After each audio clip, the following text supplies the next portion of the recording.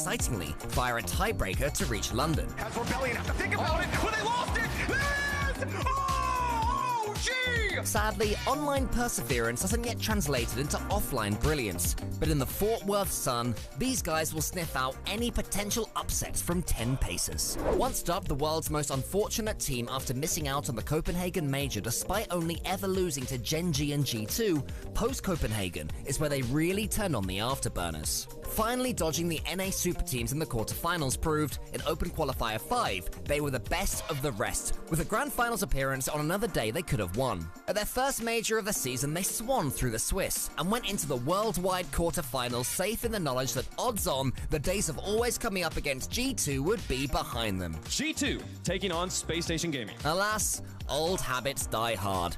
Let's hope Worlds provides them a G2-less path to the semi-finals and beyond. Going into the most recent major in London, we somewhat rudely called Gen G quarterfinal specialists. In our defense though, they didn't exactly do much to dispel those rumors at the Copper Box. That was the moment Falcons were trying to play the squeeze. Oh my goodness!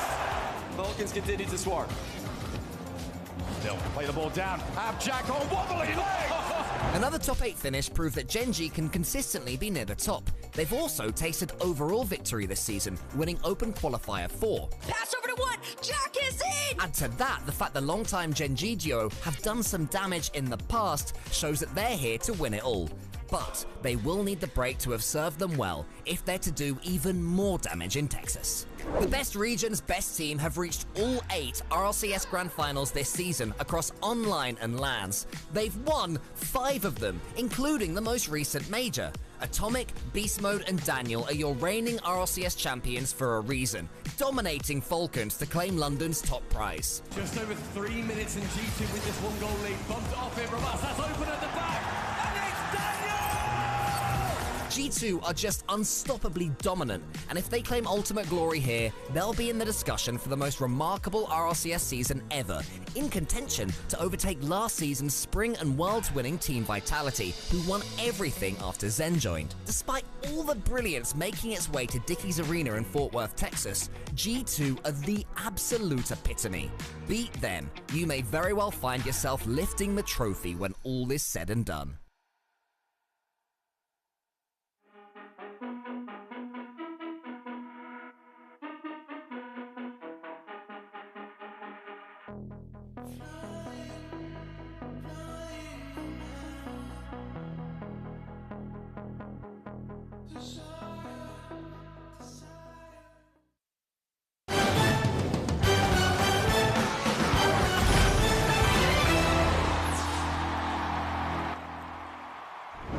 We are back. The Rocket League World Championships continue here in Fort Worth, Texas.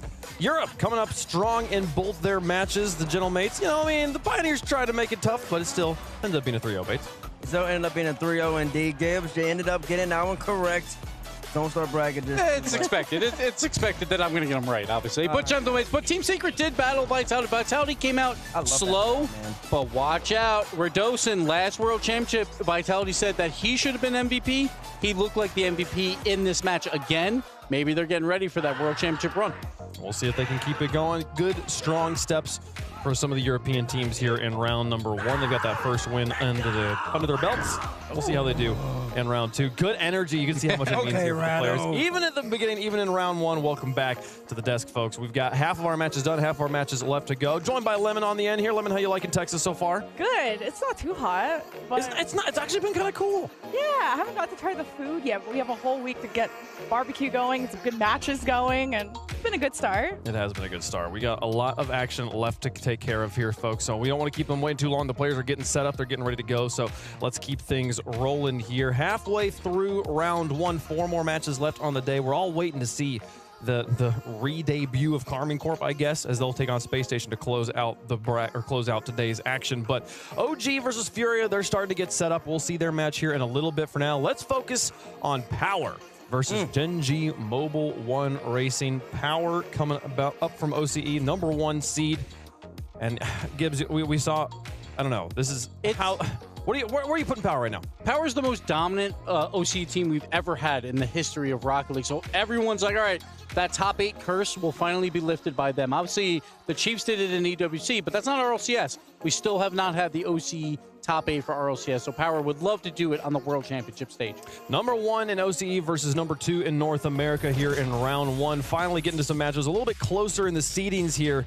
Maybe not a guaranteed 3-0, 3-1 situation. Gen G going to be looking strong, but let's start by talking about the Power Boys here, Bates. The Power Boys, Gibbs alluded to it. They are the most dominant Oceanic team ever. They just keep winning and winning and winning. Yeah. I've been predicting them all season. They finished 2-3 in both majors. The actual last match. Look at them.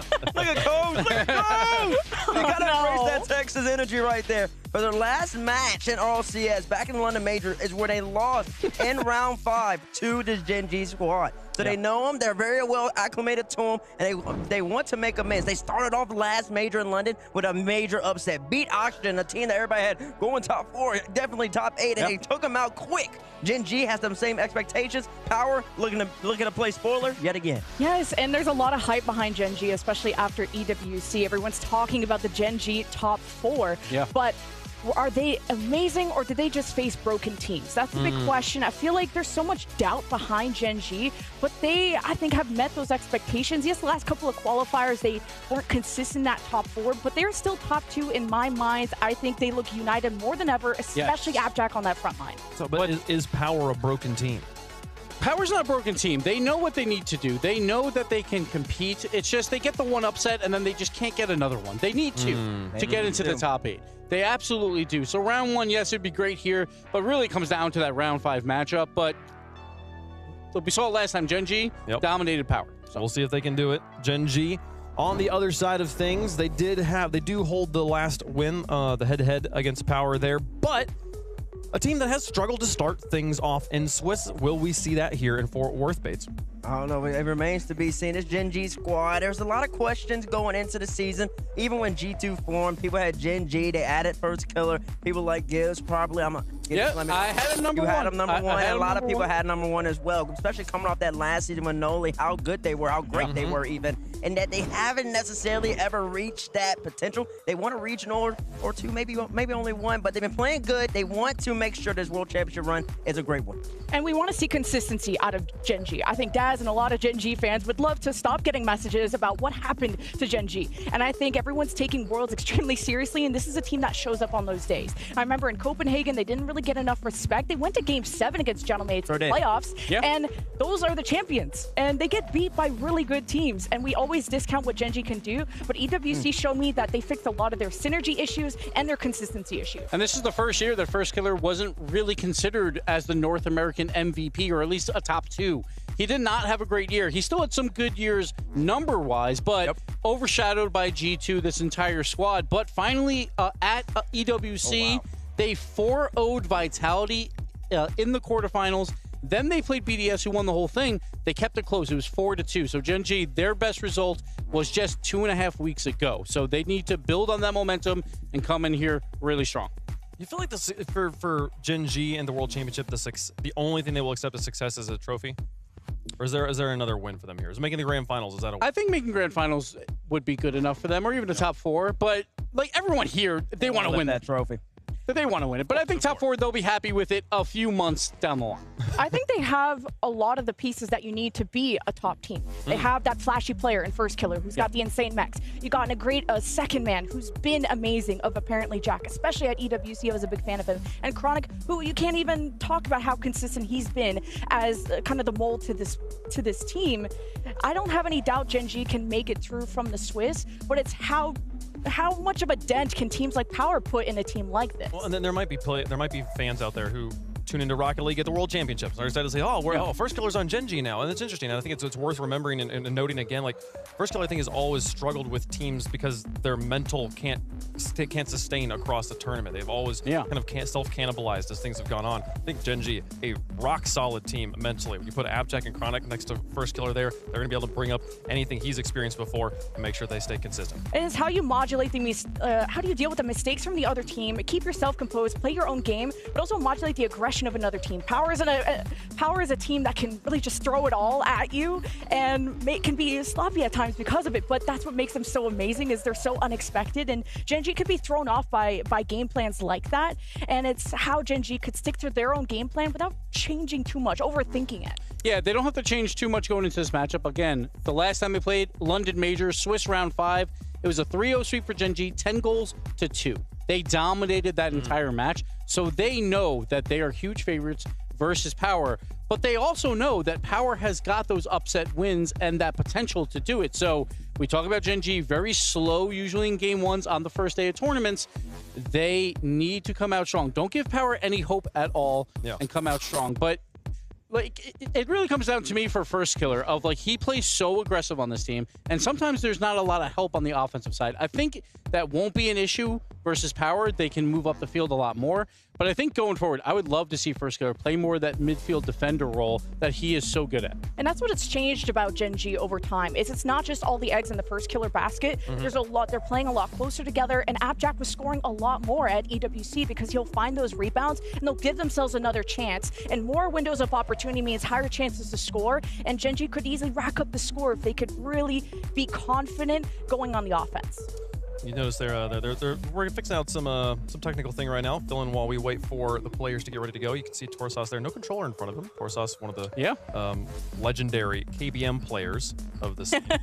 He's one of the legendary smilers of the scene too. Look at him. Oh wow, he's on the camera right now. He was smile. Oh, never mind. He got rid of it for a second. And he is tied for the most lands in RLCS history, and he couldn't even play for the first 2 years or the first year because there was no OCE. So he missed out on 2 just by default. So Torsas been here forever and is continuing to play at the top of Rocket League. And this, out of all the predictions, I feel like this match was one of the more contested ones because this is where the Gen G doubters are rising up. And a lot of people said, oh, game 5, because Power are like that dark horse that can, if you underestimate them, they could take a match off of a team as good as Gen G. Out of like, you know, MENA, EU, and NA, Power are the ones that are underestimated and could easily take a series if you don't take them seriously. We talk about MVPs, and I was pretty much in agreement with all of them, except for one. Banana Head got the MVP for OCE. I think Fever deserved it over Banana Head. Like, Banana Head's that flashy offensive guy that's going to put in those top goals, but Fever, so consistent on the offensive side for his team. He's the true leader of the squad, so if he's playing well and can facilitate on both sides of the field, I think they have a shot. But I think it was me and CJ both were like, I think it should have been Fever for MVP. I can hear it. I mean, I'm not taking anything away from Banana Head. No, of course. He did amazing. Absolutely well earned. He's biased what, to OCE? Like, biased to his former teammate. Oh. That's fair. Sure. I mean, I feel like Lemon, what you said earlier about how aggressive this Power roster is, how fast and flashy they're very much kind of a think first, or fly first, ask questions, think about it later sort of team here. And the problem with that is it does leave you very little room for error. If you're making the right choices, man, you're unbeatable. But it does, if you make any mistake, there's not a backline there to protect you. So players like Fever, really important for keeping Power in it. They need that consistency here. I mean, Bates, you have feelings about like the play style matchup there. I mean, with that fiery offense from Power going up against maybe a little bit more consistent rotation from Gen G. How would you characterize Gen G's offense? Gen G's offense is just methodical. It's a Chrome-led offense. It's what Chrome has done for a very long time coaching. He's going to make sure that his players rotate consistently. They're going to follow each other up. They're just going to play clean Rocket League. Nobody needs to be a superstar. Everybody's going to fill into their role and just elevate when necessary. And that's what makes it a bad matchup for Power. Hashtag PWR for Power. Hashtag GGM1 for Gen G Mobile One Racing. Get your votes in the chat. Let us know who you think is going to win here. And we are moments away from getting into the game, so let's make some predictions. Lemon, who you got? I got Gen G. I think it's going to be in a 3-1 direction. I think they can start off clean. I know they put a lot of work into this. And I think they take every team seriously. And Power, I don't think they're going to catch them too much off guard. And judging how Gen G handled Vitality's aggression, they could kind of deal with Power in the same way. So I'm not normally a fanboy of many players, but First Killer, I'm a fanboy. I'm a fanboy of First Killer. I'm going Gen G. I think it could also be a 3-1 as well, though. I think Power can definitely fight here, but I got Gen G. Abstract picked the wrong win in a chalk versus first touch match. I don't want to pick him, but I have to pick him. Gen G's 2-0 against Power right now. They're going to become 3-0 in the series throughout the season and in the series right here. Yeah, if you guys didn't know, there's a first touch chalk match coming up later on in the show. Not today. many days later. I also have Gen G on this one. This is the clear favorites here. Love to see Power getting upset. What a story that would start here, folks. We got Gen G on one side for the coin. We got Power on the other. As it goes into the air, comes back down. Coin is going to go Gen G on this one. So Coin staying with the favorites in general so far today. It's been a good day for the Coin. Yeah, and they're not wrong. Obviously, this Coin's doing well. I think this is definitely a 75-25% type matchup here.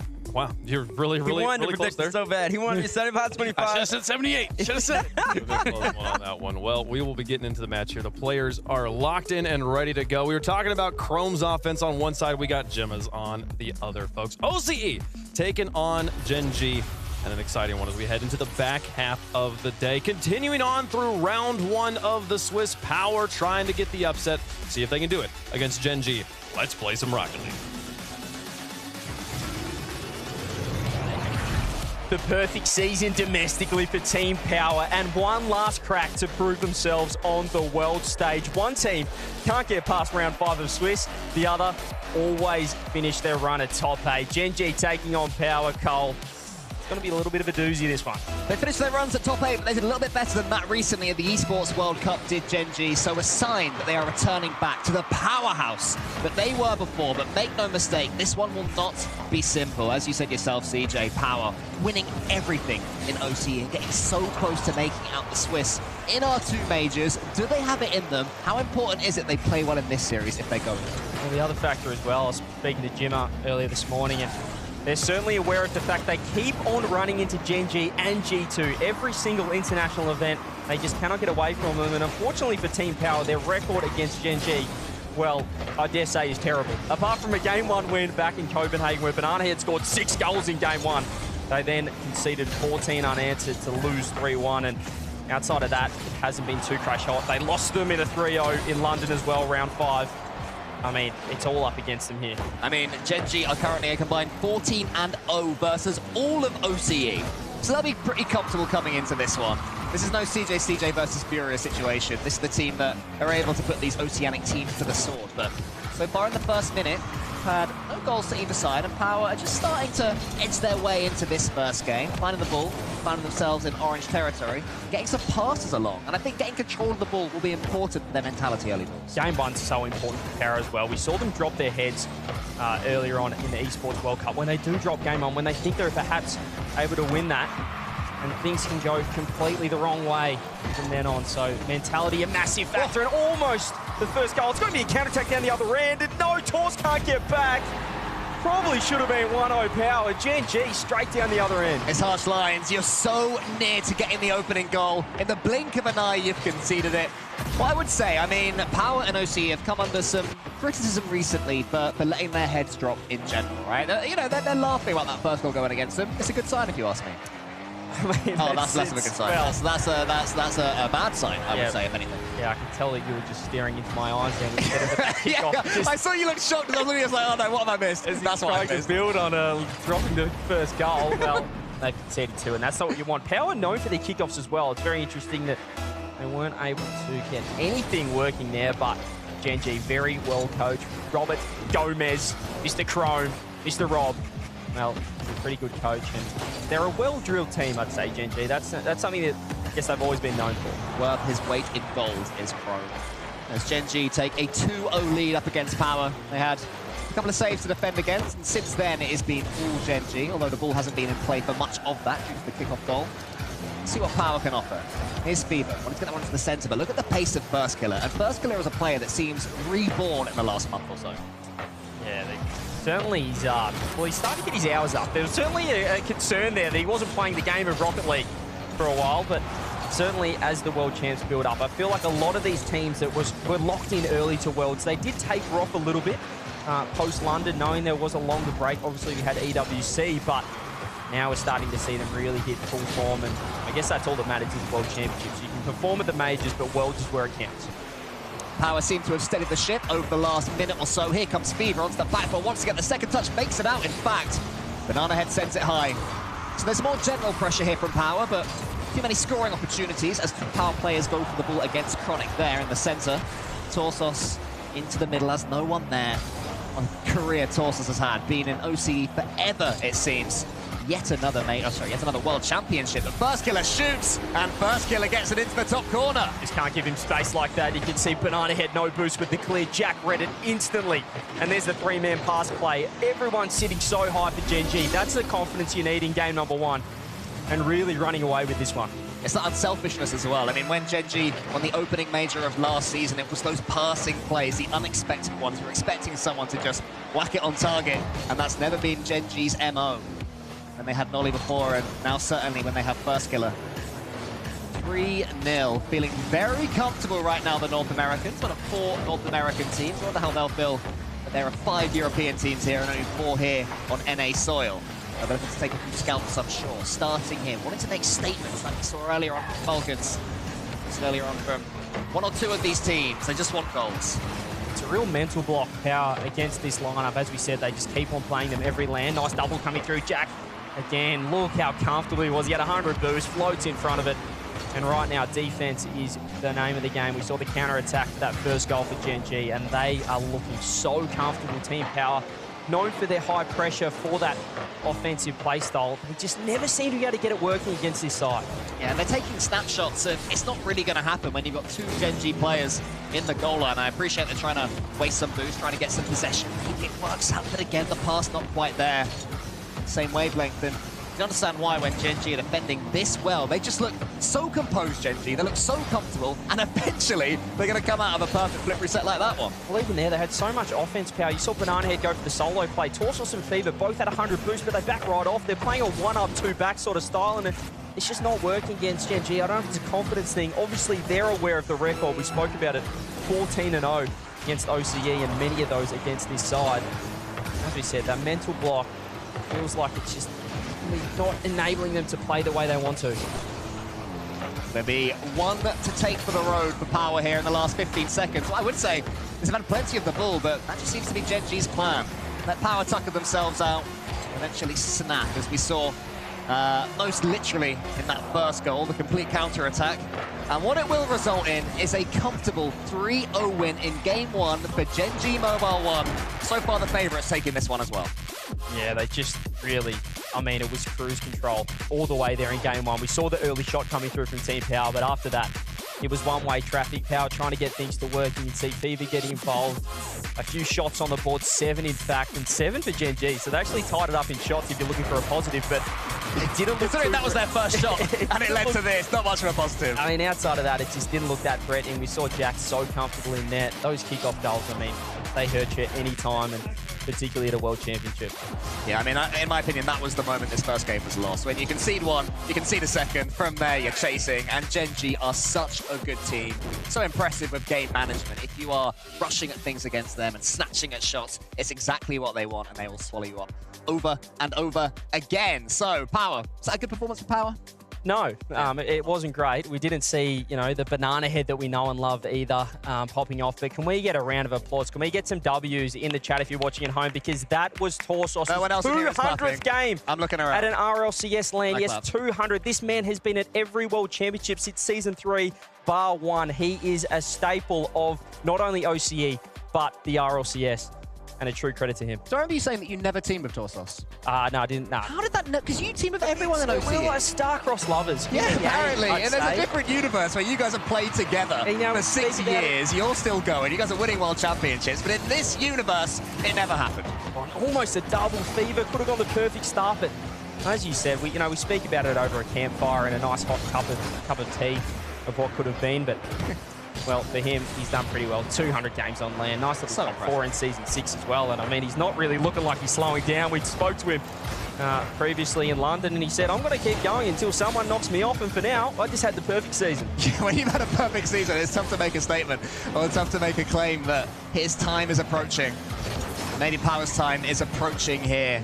Maybe the better performance than they had in Game 1. Gen G, incredibly comfortable. Looking to continue here on Forbidden Temple in that vein. I would say if you're a Gen G fan, don't be too worried if Power have a lot of the ball, because that is precisely what we saw in that first game until Gen G were ready to strike. Yeah, miscommunication again. Fever going for the drop down. What you want to see if you're really looking to see if Power are in top form is how high are they sitting third man? How confident are they? And there again, we saw a free touch from Fever. and no follow-up coming through. So they really need to be following up like this. They need to be sitting high, putting the pressure on Gen G. Because in net, they're looking so comfortable. They have to start getting involved, getting more aggressive. Those demos are going to help, but he's got to get the touch toss. Chronic almost had the pace over Fever there. He just did enough to get it back towards Banana Head. But again, the touch is a little bit loose. You want to see a tad more from him there in those situations. This is the player who has scored multiple goals that are just of a thrilling quality here at the last stage as well, and we're yet to see that happen so far in this game. We yet to see Power score a goal at all in this game. Gen G might be about to get another one. Apparently Jack fakes it out towards First Killer. There he is, and that's 1-0. You can see Torsos in massive trouble in net. Jack with 100 boost gets the beat over the top of Fever, and you can just see Torsos. He's got to wait. He knows a fake's probably coming through. But First Killer too good with the dunk. Gen G once again opening up the game, and as you said, Power yet to trouble the scorer. Just waiting for that moment and scoring it. I mean, we were talking about Chrome, right? And you were saying that he is a fantastic coach, which of course he is. I wonder how much of this game plan comes from him, because it is working impeccably. Their attempts to just let Power run out of steam and then come down the other end and score are working to a T. And it's happening time after time after time. I'm wondering if Power can maybe change their approach, because something isn't working for them. Well, if you want to know about Chrome as a coach, he's a very counter-strat heavy coach, which is really the opposite of what we see commonly in the RLCS, at least amongst coaches throughout NA and EU. And that pretty much comes from his time back in league play. You had a whole week to prep for a side, so it was all about how do you counter the other team. There's the first goal for Fever, as we said. Power out of nowhere. Maybe we just need to start talking about how good Chrome is to see this structure crumble. Yeah, as soon as apparently Jack missed that touch from Banana Head, I don't think his teammates were expecting it. They've been so solid in the 50-50 game up to this point that the trust was flawless. The links have been there all the way down the pitch for Gen G. As soon as one is broken, that's the level they're playing at. Power find a way through. We have parity. We have 1-1. And also, Power have survived the kickoff after the first goal goes in. So it's important stuff here for Power. Might get another one as well. Banana Head comes alive! Okay, B-Head. Took him a game to get going, but you can see the beautiful touch off the wall. It's the instant flip into the reset. Chronic with 100 boost. He doesn't even jump. He's not even ready in time. Team Power. Here we go. This is what we want to see. This is what we want to see from these OCE teams. This is what we want to see from Banana Head in particular. And Gen G. Suddenly, all eyes turn towards you guys. Can you play from behind? In the first game, your opponents were chasing. They're getting pressure on straight from the off, forcing some good saves. But Power are making those saves. And here comes Torsos. It's the old fella of the team. He fakes up one into the center. Fever's coming in. Apparently, Jack gets the block. Banana Head for a quick-fire third. Goes for it. Almost in. Yeah, the boost control, though. Torsos stealing that 100 means the offense can keep going. Fever with the control again. Gets the dunk. Banana Head has to back off. She'll be able to win this touch, though. Does. Fever hanging around with the pass. Back to Banana Head. Another fake coming through. Torsos with 100 now. Tries to take it upstairs. Gen G in a little bit of trouble defensively. Yeah, they're getting demoed out the game as well. It's making it difficult for them to spread around the pitch the way that they were. First Killer loses it to Torsos, who gets it top corner. The boys are back in town. Third goal on the board for Team Power. You can see the bumps coming through. First Killer just pushed off the ball there by Banana Head. Torsos the only one to recognise what was happening. And he strikes top left. Well, who saw this coming 2 minutes ago when Gen G got the opening goal in Game 2? It seemed that Power were going to have the same old problems, but now Gen G, they want to get their second early goal. They want to make Power sweat, and Chronic manages it. This happens so often, though. Just when they get the gap, they're 3-1 up in so many series on land, and then it's just an instant mistake. It's a simple mistake there. Fee's just missing that backboard touch. He tried to control it. Doesn't get anything at all, and easiest of goals. Just takes the pressure off Gen G slightly. I'm curious how long it's going to take Gen G to really attack this one. 1 minute and 30 seconds left. They'll back themselves to just get a goal through natural play without forcing things. Will Power allow that to happen? Maybe, not maybe. It just goes straight in from the pinch. Well, they find an easy one. I'm not sure how this even got to work. You can see Torsos, Chronic, perhaps didn't want that, and it's the perfect bounce off the wall. Well, that is what they needed. They almost gave, they had a 2-goal lead. They gave them a freebie. They get that extension back. What do they do? Minute 25. This is where Jimmer is a coach. He wants to see them lock in. No big mistakes. Well, someone called to fake the kickoff there from Power, and it's worked out to perfection. They get back down the other end for Gen G, and I do like that from them as well. They have got that 2-goal lead back, and then they mix up the kickoffs. Ball falls back down to the blue end. Banana tries to get it over First Killer. First Killer squeezes it past him. Tosses up against a couple of them. just levers it towards apparently Jack. That one's open. CJ's looking pretty excited for a second, but Gen G were tracking back in time. I don't know how Fever just didn't get enough power on that. It was wide open. It was a great save from Torsos with the 0 boost. B-Head again. He's got another reset. No He makes it go. Oh! B-Head gets the 5th. Team Power have fully woken up and they're loving it too.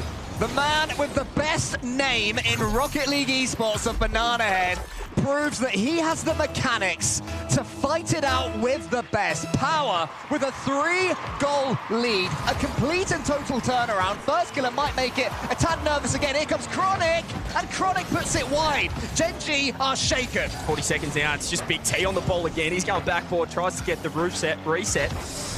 Might get it to work. 30 seconds now. Gen G, if they're going to get anything to work game 2, they've got to go right now, but Team Power looking very confident, and what a turnaround. You got to look at Banana Head being the catalyst for this lineup in game 2, but they're looking to tie this one up, and they're going to do it. Yeah, it would seem that way. Maybe apparently Jack could just give them a pinch, but Banana Head, who else is there as well? 2 assists in this game and 3 goals. Supreme performance. Apparently Jack, he gets it onto the backboard. Banana Head's there again.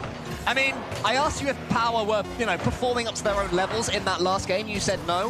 Where does this stand on the par of Power? This is them. This is them right here, and it starts with Banana Head, as we said. He was the OC MVP for a reason. Not sure why Gibbs is calling me out, trying to say that it was Fever. I'm not sure what he's saying there. It was obviously Banana Head, an absolute superstar. He's announced himself here, game 2. But can they keep it up? We've seen this before. We've seen Power put in an effort like this. Banana Head has scored 6 goals in one game against this lineup, and they still lost that series 3-1. So it's not all doom and gloom for Gen G. Power have to keep this form up. And it was all from this one moment. This one slight miss from apparently Jack. Banana Head forces it through. Suddenly Power are in, and then they turn it on. I mean, Banana Head, just the reset king, and absolutely love it. As Jim has pointed out, what is going on? I mean, that's how you know he knows his players, because I can guarantee you there are some players that would hate that. I think I'd hate that if I was a pro and I've done that. I got my coach, over my shoulder, pointing at this guy, like, go away! I'm trying to play. I'm trying to make hundreds of thousands of dollars here. He's just like a proud father, leaning, like not sure what the game is, what he's playing, but just proud of whatever he's doing, and it looked pretty as well. I love the fake as well, the double reset, going low on Apshack. So nice, so clean from B-Head. 500 points as well, looking clean on the scoreboard. 5 goals to Team Power. That is the perfect response. But as I said, it's all well and good to show up for one game. They've got to do it for the entire series. They haven't been able to do it in the past against Gen G. If they can get the lead here in game 3, well, Bob could be our uncle. Power players are 9 and 40 combined versus NA on land. So that makes it 10 and 41 in games after that one. So they're fighting the odds every single one. And to beat Gen G, to even come close to defeating these gargantuan North Americans, they're going to have to play at that level for at least 2 more games in this best of 5. The question now is, are they capable of doing that? And we're about to find out. I mean, we talk about confidence as well in Rocket League in general, but particularly in OCE, for OCE players that come here on the world stage, so isolated, such a remote region, not able to queue any other server. That confidence is massive for them. We saw what it happened with Jorius when he joined the Chiefs, what it did to to Hunter and Kaka. They were different players with that confidence, and that's the difference that perhaps a big game win can have on a side like Team Power. If they can build off that, if they can use that momentum that Banana Head's creating, that the boys are able to use, they might be able to take this one. But Gen G, it seems to me, are trying to make the claim a bit more themselves here in game number 3. They're trying to dominate the play, set the pace, and that may well be their wily old coach telling them to do so. You said he was a reactive coach. They certainly seem to have reacted early in game 3. Yeah, as you said, he's going to be looking for those counter strats. It's great. Fever, and there's a huge whip coming through Banana Head. Couldn't get there in time. The bump still, and the low 50. First killer, 0 boost. Gen G keeping it out, but it's still dangerous. You can see Fever, he's looking for fakes. They're showing a lot of confidence. But Gen G able to get it out. Gen G will be relatively happy that they've managed to escape the first minute and a half unscathed here after Power, despite having missed the ball, have had the best chance right then after that miss. First killer has to say alert yet again. In comes Banana Head, just catches the ball and lets it drop below him. But Gen G are coming forward as a 3. This is where they're dangerous. Chronic takes a touch into the middle. Apparently Jack gets some bumps on the way. Banana Head, after being bumped, manages to get a touch on that ball at least. It's end-to-end stuff right now, CJ. Yeah, you can see the difference is Fever pushing downfield, just getting some bumps and creating a bit of chaos. to ensure that Power can get it at defense, get the counterattacks working, and that has been the difference. The confidence in the rotations. They're not just going back post. They're not able to sit back in there, but that's a fantastic pass block down first killer. Can he land on it? No, he can't. There's still going to be a free shot coming through, but there you see Chronic just backing off, not willing to take the shot. Well, he probably saw Banana Head's player banner in front of him and knew he had the block, and wait, again, out of nothing. Well, here we go again. You can see Chronic, he wanted that corner boost, but it was his worst enemy in the air because Fever just read him like a book. Team Power strike first in Game 3. I mean, even getting the block there was good enough. Somehow getting that one on target. I didn't see that coming. Gen G didn't see that coming. I wonder if the Power players saw this performance coming because they are playing above themselves. And they have to continue. Apparently, Jack towards the left. First killer's up as well, the pre-jump. Wants to get the flip reset from the ceiling. Could be an instant response. Torsos gets in the way, and then Fever helps him out. Power are defending. And everything is going their way! What on earth is that? Fever's just put his arms in the air, and he's not sure either, but it's a little bit of luck. Chronic accidentally skimmy-dimmed it straight into his own net.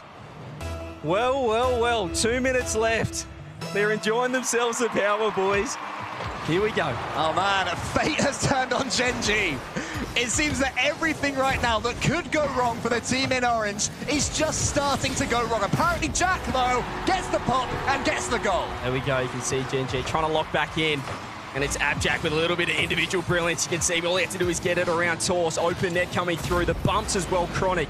So influential on that sidewall.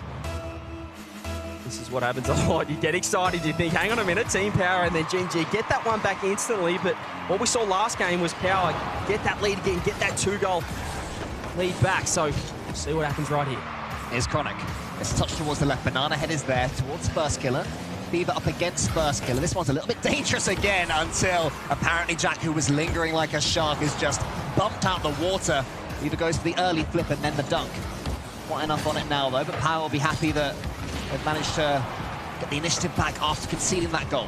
Yeah, it's lovely. Flip reset. I love the bumps coming through as well. You can just see the difference in their rotations. They're happy to sit forward. You saw Fever. He didn't rotate out. He went straight to front post and looked for a bump.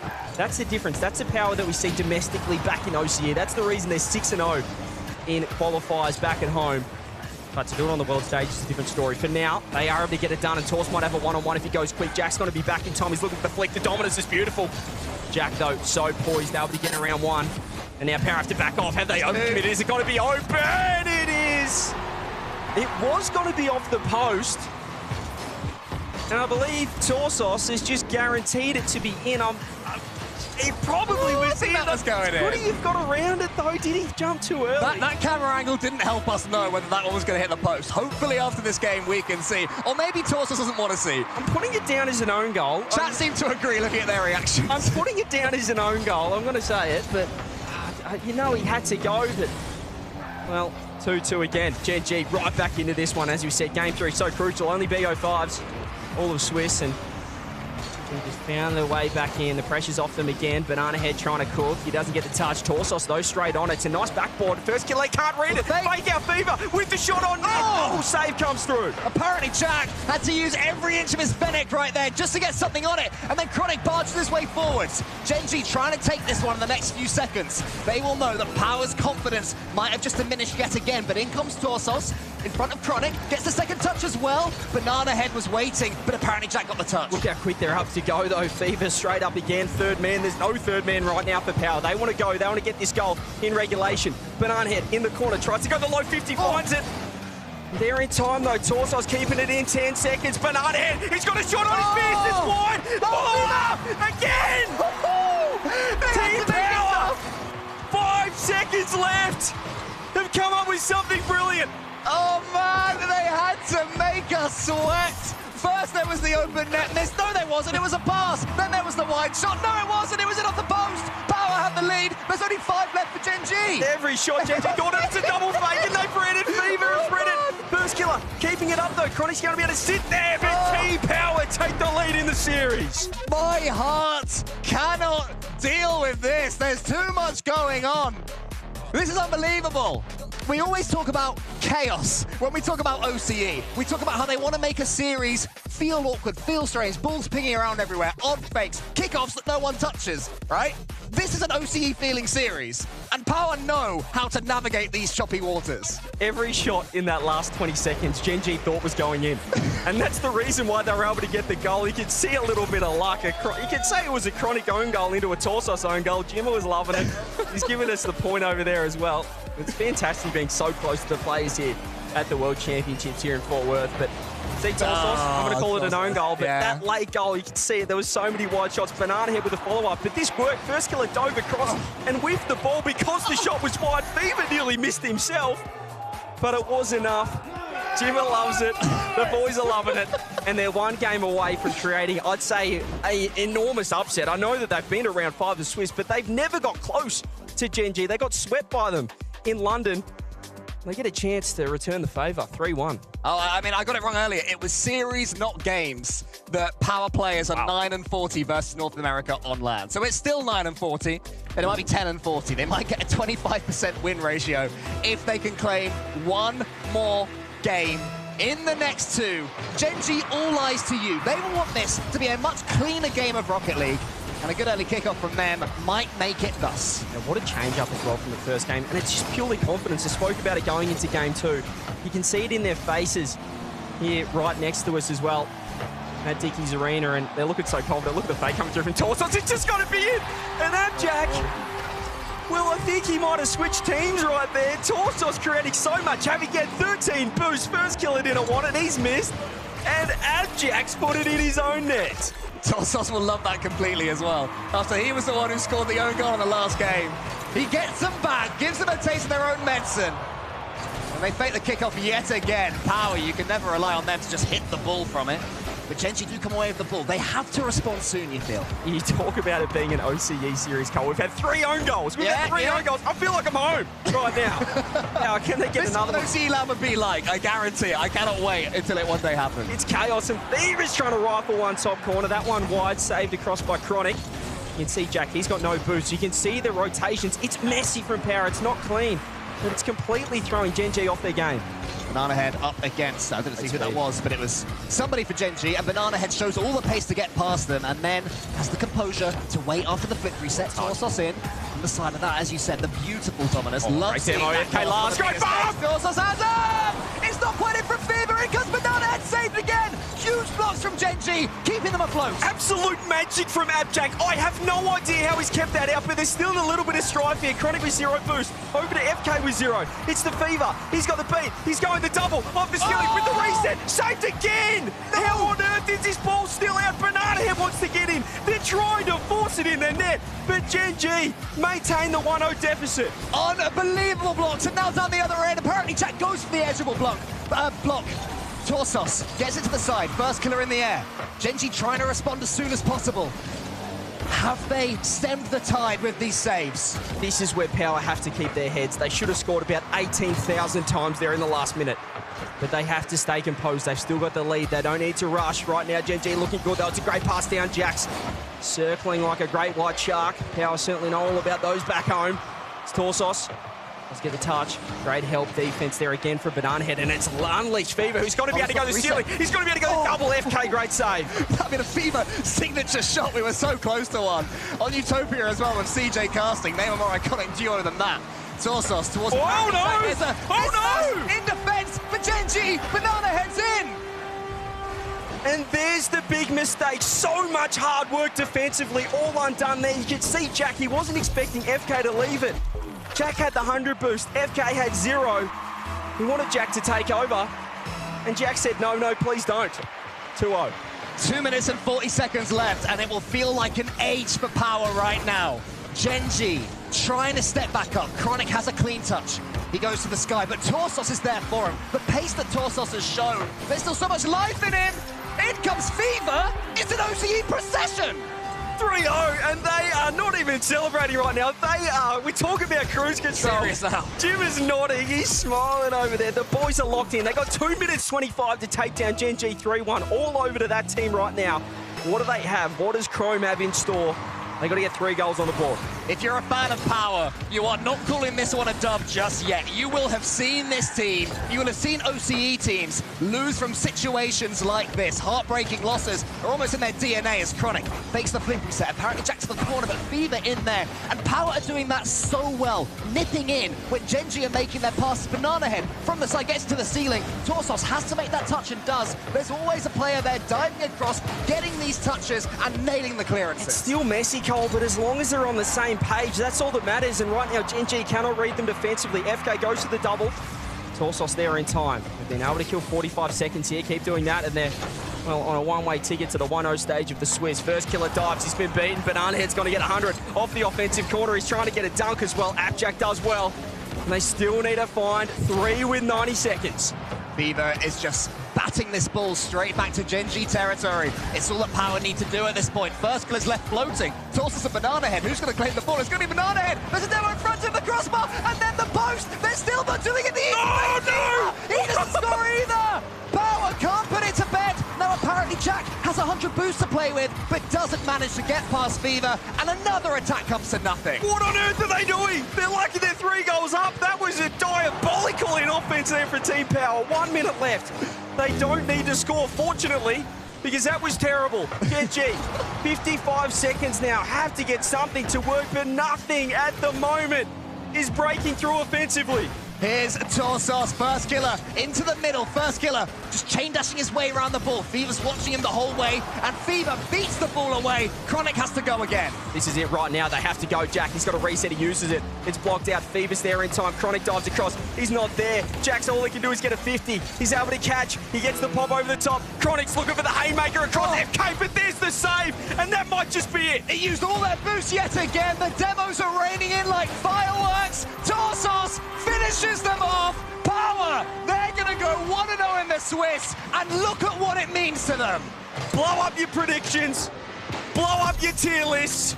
OCE's back in town. The tier lists are over, and NA won't be tierless after this one. Their second seed has been felled by OCE #1. Power making Genji play their game. They're still going for more. Oh man, what a performance this has been. And Big T, the veteran, in his 203rd RLCS game on land, might just be one of his best yet. It's Power 3-1, 4-0 in game number 4, and a phenomenal start to the world champs for the OCE #1 seed. We're watching Genji now. It's going to be a lot of introversion from them. They'll have to look things through, but for Power, the handshakes are coming out, celebrations all around. That's a performance that's been bubbling away in the background for a while. Talk about how important mindset is, mentality. After game 1, sometimes if they drop their heads, what a difference that was, though, compared to at the eSports World Cup. They dropped game 1, we're thinking, oh no, are they even going to score? Is it going to be another one of those series where Johnny Boy and Stumpy are just begging for an OCE goal? But what a difference, what a switch up. You could see it in game 2. Jimmer, so confident. And once they got rolling, Genji couldn't stop it. They just kept on going as well. I mean, Banana Head got the highlight plays, but Torsos, for me, was impeccable in that one. Some of the dive-ins he was doing and timing it well, outpacing opponents. It's like he's a 17-year-old up-and-comer still. Yeah, Big T still got it, as he said. No one can knock him off back home, so why would he even think about retirement? He's one of the oldest here, but he's absolutely loving it, and what a performance. Finally, they get their first win ever against Genji. They play them every single event they possibly can. They play them multiple times at every event, and finally they get the chocolates. As you see here in the #1 high-performance replay, the record books being smashed apart. Torsos involved all over the place. Banana Head, MVP performance from him, in my opinion. Power, deserving winners. OCE's back in town, and how about the 200 gamer down here with LeafX for an interview? That's right, 203 games now on land. You're a legend. You're a grandpa of the eSport. You've been around. Congratulations first off on the win and just how many games you've played. I mean, thanks. I mean, I like, to be fair, we were taking it kind of chill. Like, you know, Genji beat us like 4 times in a row, but we've proven nobody beats us 5 times in a row. The record has been set here. Don't even try it anymore. Now, I got to say, I had you on my fantasy team, and I told you to do well, and you seem to have taken it seriously. Sort of. I mean, I tried. If you don't see Game 3, I give B-Head a free net, and he just misses. And then Fever almost misses as well. I know, and then you don't get any points I know, for just it. no points, no recognition. Like, who's giving B-Head the free balls? Like, it's to be definitely fair, rigged. though, I usually rag on B-Head, but he had a great little series for himself. So. I want to talk about that because your teammates were popping off just as much. You guys were a cohesive unit. It seemed like Game 2 felt like the switch. What changed across that? Because that's when B-Head started to pop off. I feel like we always come into series pretty like nervous. So Yes. I feel, yeah. And you see our like touches are not too good. But I don't know, we were kind of just like, oh well, we just got like smashed Game 1. I guess we'll just chill out, play some Rocket League. I guess it worked. Everyone looked pretty comfortable after that. I'm not gonna lie, that seems to be the trend. I'm pretty sure Vitality was saying the same thing, that they just had to chill out and pretend it was scrims, and then all of a sudden it went well. Is this a mentality you guys can bring forward? I mean, like, it's gonna be hard not to get in your own heads going forward. How do you make sure this happens again? Well, it is hard because I think that happened to us at London when we beat Oxygen. And then after that, we were like, oh, maybe we can actually win. Right. And then we like kind of messed it up. But I think if we just keep that mentality, it's hard. Oh, really hard? I mean, it is hard. Keeping underdog mentality is kind of like, you kind of just have to. I don't know. Well, if you're a nervous little boys, especially from like our region, because we're not as mechanically like good or consistent. Well, that's starting to change. I mean, the amount of flip resets I saw at least I coming know, out even of the I squad. was hitting something. I'm like 50. It's crazy. Are you guys trying to at least keep up mechanically? Oh, or? I mean, I hope so. I feel like the boys keep up mechanically. I feel like we all do. We can't win a series if we're not keeping up mechanically, like somewhat. So, I mean, I hope so. That's fair enough. Hey, I just got to say, you guys seem stoked right now. What's the team energy? I mean, we heard some of the comms. We saw Jimmy getting involved as well. Before I let you go, let us know internally what was going on in comms, energy-wise and positivity-wise. I mean, I feel like Jimmy gets like, I feel like we're usually a lot more hype. We're obviously very positive, but we're trying to maybe be a bit more composed this time. When we started winning, it was like, oh yeah, nice. Not like, Gemma! And then we just like lose the lead like again. So, I mean, hopefully we try to keep that up. Hey, it's been looking good. I see the smile on your face. Go let it over there. Congratulations on the win. You heard it here. You don't do it 5 times. See if you guys can keep it up going forward. Power with the victory. Absolutely phenomenal. And we'll see some more victories from different teams as we go forward and Rocket League on day 1 of the World Championships continue.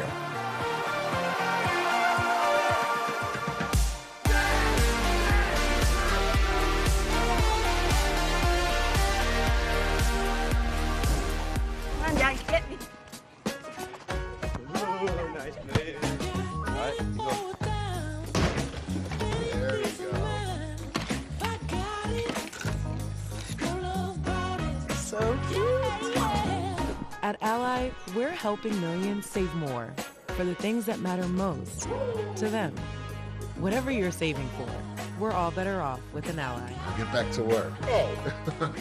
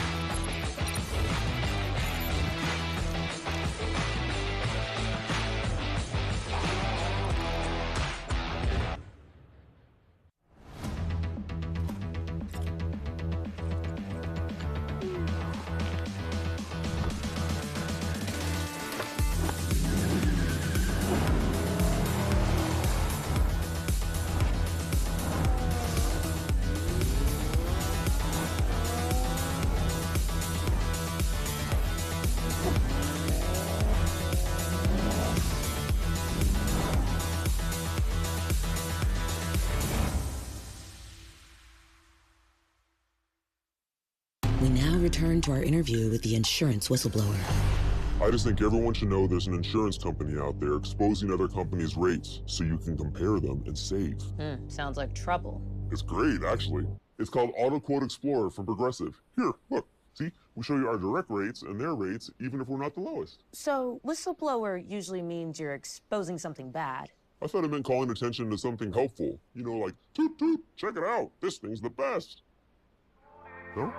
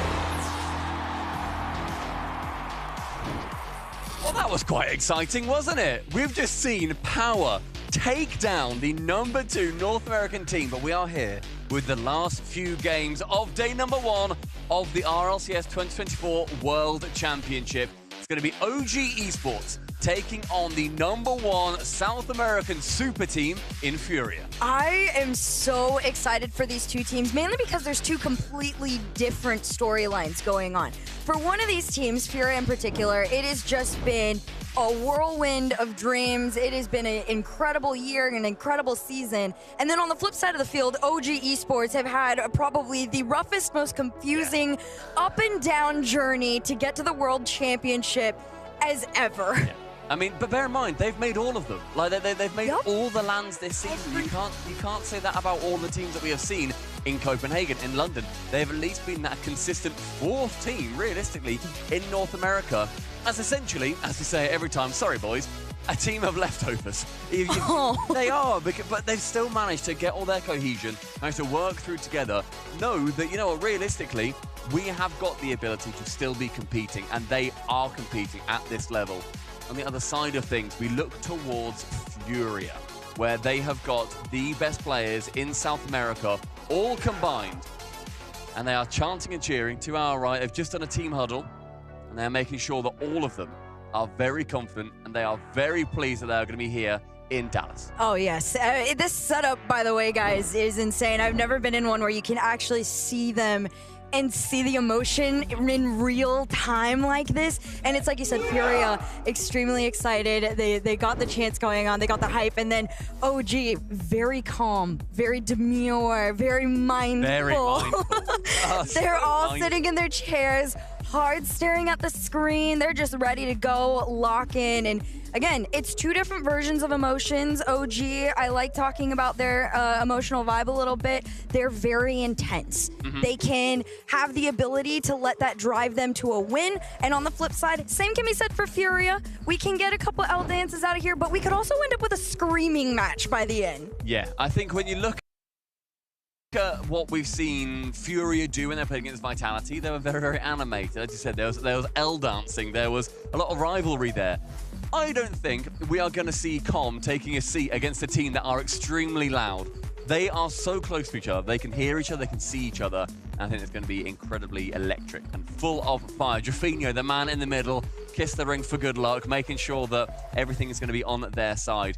And when you look at the MVPs across each region, Yan sitting there for Furia, earning it for South America. Oh, yes. This is a player that I think, I mean, you can't not love him and be excited to watch him play. It has just been, again, just this crazy, crazy journey for the entire team. Individually, they are all so good, but as a cohesion, as a team, they're just lightning. But of course, flip side, you got to give them their flowers as well. Like you said, it's this team that's kind of had this crazy journey throughout the entire time, and they always just barely squeeze in, but they haven't quite gotten past where they want to be, which is this day one is the beginning of the same journey they've been on every single time. They continue to, you know, get out of the Swiss very early on, not trying to jinx anybody, but for them, it's a long process. I had the opportunity to get to talk to Noli and Com yesterday. They're very excited, but they're very one game at a time right now. Yeah, I think we always see that as well when we look towards OG, where they go for that one game at a time, making sure they don't get too ahead of themselves. And that's the journey that has got them to both lands, to get them to the World Championship. Over on Furia, though, they are that full excitement. They are a dog chasing a car mentality of, I'm going to get it. With nothing else on the line, we are going to get this win. And going off our chat vote, make sure you chuck that down there. Hashtag OG, hashtag FUR. Brought to you, of course, by Progressive. Yeah, this is an exciting one. I am very curious to see where you guys go on this one. I was pretty back and forth on it for a while. I feel like I'm still back and forth on it until the last second. Even though I've submitted my predictions, it's still back and forth. But for you guys, not quite as back and forth. 64% in favor of Furia right now, which slight landslide, but not a bad place to be. Not too bad, not too bad. I mean, yeah, 2/3 of the population going towards Furia on this one. I think I would give them that same kind of credence. The Panthers taking down OG, a team that have managed to, as we said, make it to all of the lands versus a team that has made it to the top 4 in London. Game 1 kicking off, and I'm going to be very excited to see if we manage to get potentially a Game 5 here. Oh yeah, this is one of those matches that for sure could go the distance. It's a favored matchup for the day. Everybody's been so excited for this one to go down. I think after our last series, you got to keep the hype going. You got to keep it going.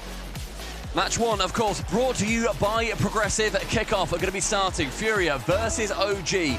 In our first round matchups, we've seen that massive upset with Power over Genji earlier. Either team winning here. I think OG would be an upset over Furia. Not nearly as big, however.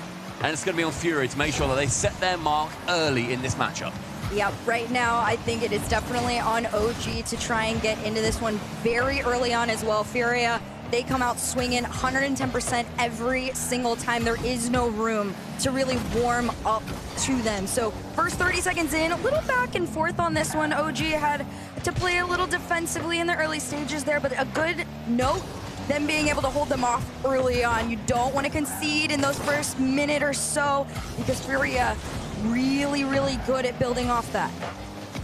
First 40 seconds, and so far, neither team drawing blood from the other, but JNAB's up, trying to take it towards the backboard. Said Drufo now taking it quite low, Com to the ceiling, a reset, but too far away from the ball. I mean, Drufo with a relatively easy clear away. That's a very awkward attempt from Nolly. Does manage to salvage it, but you can't be doing that too often. No, you definitely can't. A little awkward there. Does still manage to get it, like you said. And quick transition now, which is what I want to see from OG eSports. If you are going to find yourselves in these awkward positions, you got to be able to get out as quickly as you started. As this one gets cleared up field by Lost. JNAB's going to try and slow things down. Was low boost a little bit there for OG, but everybody had a little bit of room to breathe, collect themselves. Full tanks all the way around this corner. Com trying to push it forward. It bounces back off mid, and here comes Furia. First 90 seconds, and there has been a decent amount of pressure coming out from OG. I think that's going to be the biggest question mark for them. Can they deal with that pressure? That does come from Furia. Many, many teams have fallen to it. They have won over half of the events that have taken place in South America, and a fake. Com is not fooled by it on that first chance. I like this from them. OG coming in with confidence, but Yan takes a shot. This one's sent off, and Jafina gonna keep that pressure going in the corner. Bounce up, Yan already there. You see the follow-up from Lost as well. Tries to take it, tries to force the dunk on in, and OG just scraping by the skin of their teeth off this one. And there it is, that transition I talked about. They gotta come in quickly, and they do, but low boost for Nolly off the sidewall. Follow-up denied into the corner here.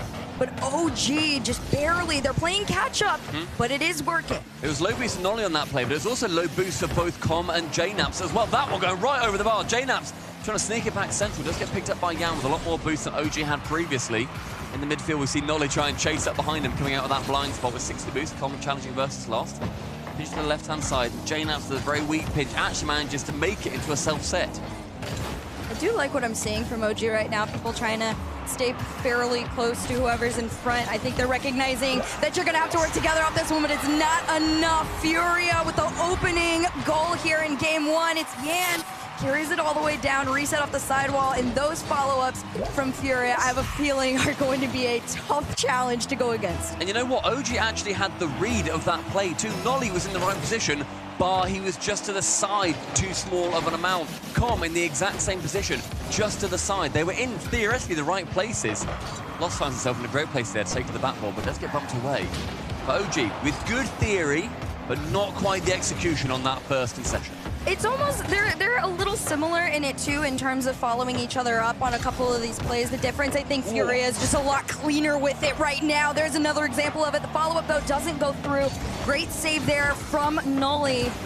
But Furia, they're keeping the pressure going. Yan up next, taking his time. JNaps with the challenge there, but lost touch again. I talk about this so many times. They are so close to each other that even when OG try to go up for a challenge and push him out, you're already having to prep yourself to fight a second Furia player.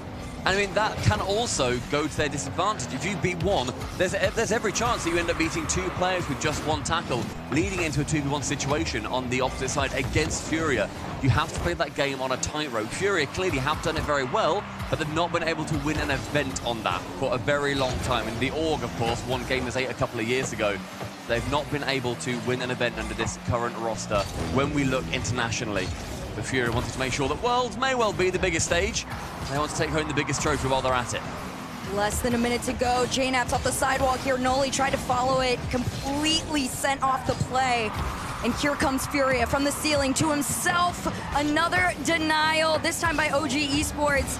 And 40 seconds left into this game one. Furia still leading. OG just trying to find a last-second play to tie things up here and completely sent off for each effort. It's wonderful pressure across the board from OG too. They're spreading Furia kind of thin, but they're not really going through to try and pierce that fill that they've got across the front of the net. Drufo with a nice musty on target. Com can track back and get that clear away. Touch on the sidewall from JNaps doesn't come in, and Drafinio pixels away from the second for Furia. Oh man, Com, very low boost. I'm shocked nobody from Furia wanted to challenge it, but even up by one is a decently safe place with 5 seconds left on the clock here. Yan just playing time. Nolly trying to take the ball back from them. This one bounces up. Nolly pops it in the sky. He's got low boost. The most they can do is one last shot. It's a hit to the ground. Furia is going to take game one. A very, very well played attempted bump, but composure on that back line from Furia. Managed to keep it to that one goal, one game, and one step closer to round number 2 going through in the upper side of our Swiss. Oh man, I mean, honestly, for an opener, I think that went as well as it could have for both teams. Furia looked very confident, cohesive in what they wanted to bring to the table, and OG eSports, of course, very aware that they had to play a defensive game. I mean, you take a look back at some of these Mobile One high-performance replays, and you can see it. It's just pure confidence from Furia. Yeah. And we look back as well at that defense I was pointing out. They were just one car too far to the side or a little bit below the ball.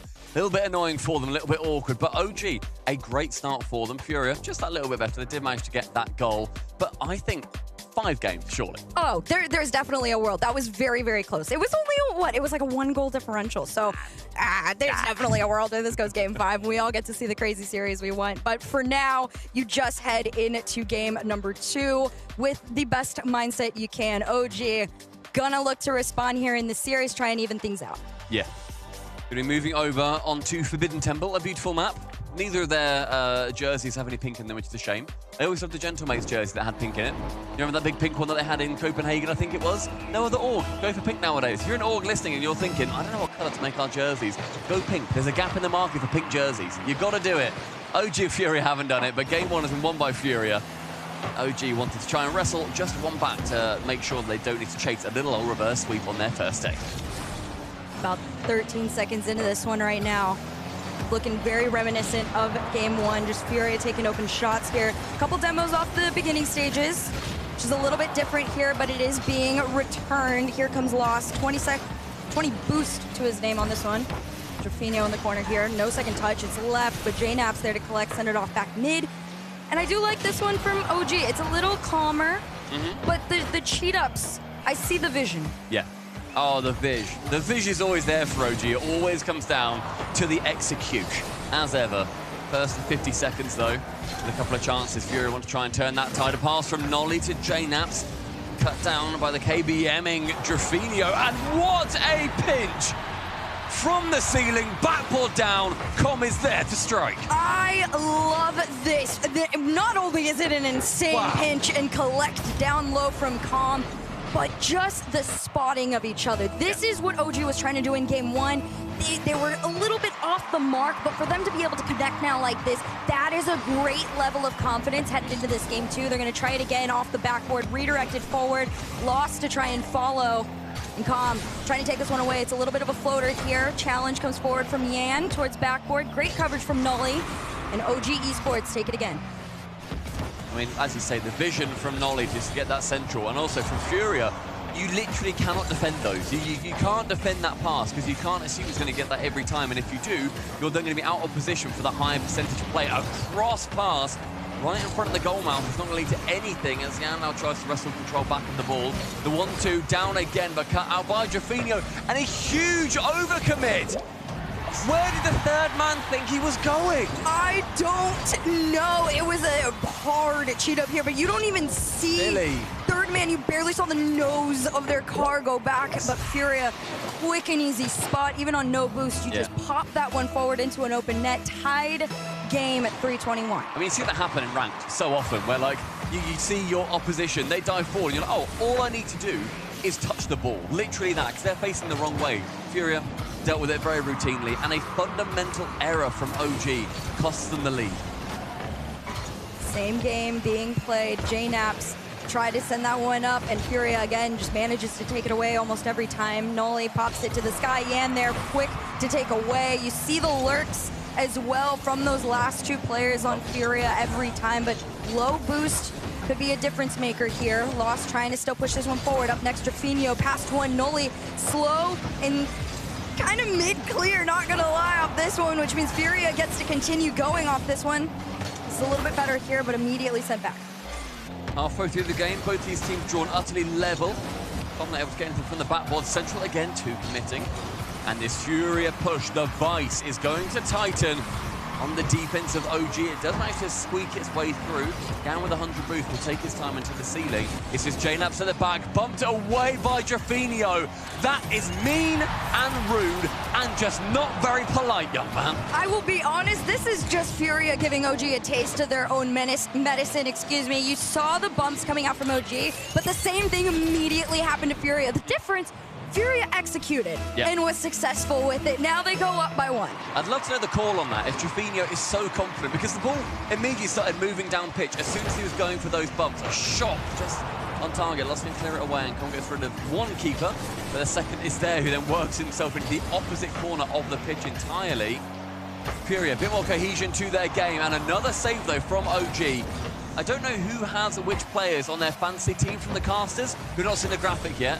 But if you've got, you know, one of the players from OG, you are farming saves right now. Brackets, I have Nolly on my team. Nolly, keep doing well. Keep getting these saves. Keep getting them. I had Fever as well, and Fever smashed Gen G. So I'm doing well in my fantasy. I will be so honest, I have no hope for my fantasy team right now. We're doing our best. We're just trucking through right now. About a minute 28 on the clock. Same can be said for OG. They are just trying their darnest to catch up to Furia right now, but it is a tale as old as time. They take the shot, Furia catches it in the air or at the mid, and then it's just immediately sent back. And I feel for them at this point, but you're gonna have to try something new. I've seen a few times where Com will go up, forward, a little bit further, try and get a demo, open up a path for his teammates, but Furia has predicted every single challenge that OG has tried to throw their way. I mean, bear in mind, though, the one goal they did score was from the most unpredictable pass you can imagine, so it clearly worked. You have to try and capture lightning in a bottle for them. Lost and Jaffinho both committing on that. Yan with 100 boost goes from 1 to 2. J-Nap shoots top bins, but the in and out from Yan keeps the South Americans safe. Oh my gosh, the predictions on that to time it perfectly, it's just straight props to him at that point. 35 on the clock here. Yan takes his 50, successful off that one. J-Nap tries to meet him in the air. He's trying to force this one down, but 30 seconds left to go. Furia just continue to lead. Right now, we're just seeing OG sitting quite stationary. Furia taking full advantage of it. And OG attempting to try and return that favor straight back towards them. J-Nap's committing in close again. Nolly is backwards, has to take his time, but time is not what OG have. No, there's 9 seconds left. It's one last chance to try and not be forced onto match point No loss. one's there. I mean, you try your hardest to take it away, but like I said, Furia, every single time they are a magnet to that ball, and whoever has the ball, they're going right up in your face to take it away. And we saw Yan get bumped away from that chance towards the end, but nobody from OG actually committed to try and continue on that play. Again, the vision is there, the execution is not. And OG, they need to make sure that they learn.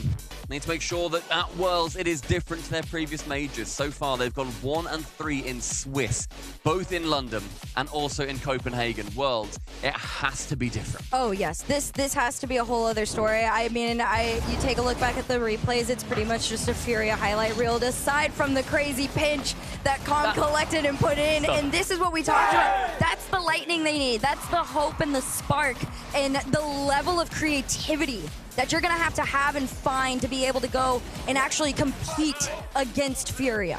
Creativity is a great word for it too, because you need to make sure that when you're OG, you aren't just looking at the game at face value. You see what Jofinho does. He has 0 boost on that play and still disrupts and gets the winning goal for Furia ultimately. You don't necessarily need to make sure that you're getting all these touches on the ball. All we need to do is make sure that OG can't get theirs. Exactly, and that's pretty much what they've been doing. That's been the name of the game since the beginning of the series. Furia understand when to strike and when to play it safe. That's the big difference right now, is OG, they're trying to find those moments, but they're not being handed to them. And then, like we talked about, creating them just feels so much more difficult than it should be right now. Something different from OG. We hope it's going to show its way through. We predicted it could be a Game 5. Maybe we'll see a load of people saying, guys, it was never going to be a Game 5. Come on, it's Furia. And I'm looking right at you, Jorby. I know you'll be thinking, you didn't believe in them. To be fair, Jorby put a hot take out on Twitter that Furia's not going past like top 8 or something, so I don't know how much of a Furia believer he is anymore. Oh, so so Jorby's been hacked. Yes. All right. All right, yeah, Jorby's Somebody been hacked. check on Makes him. sense. Oh, what a screamer. Opposite side of the pitch from a nice redirect from Yan. Safe from Com is going to be keeping OG safe, but an interception from Yan again gives Furia the lead.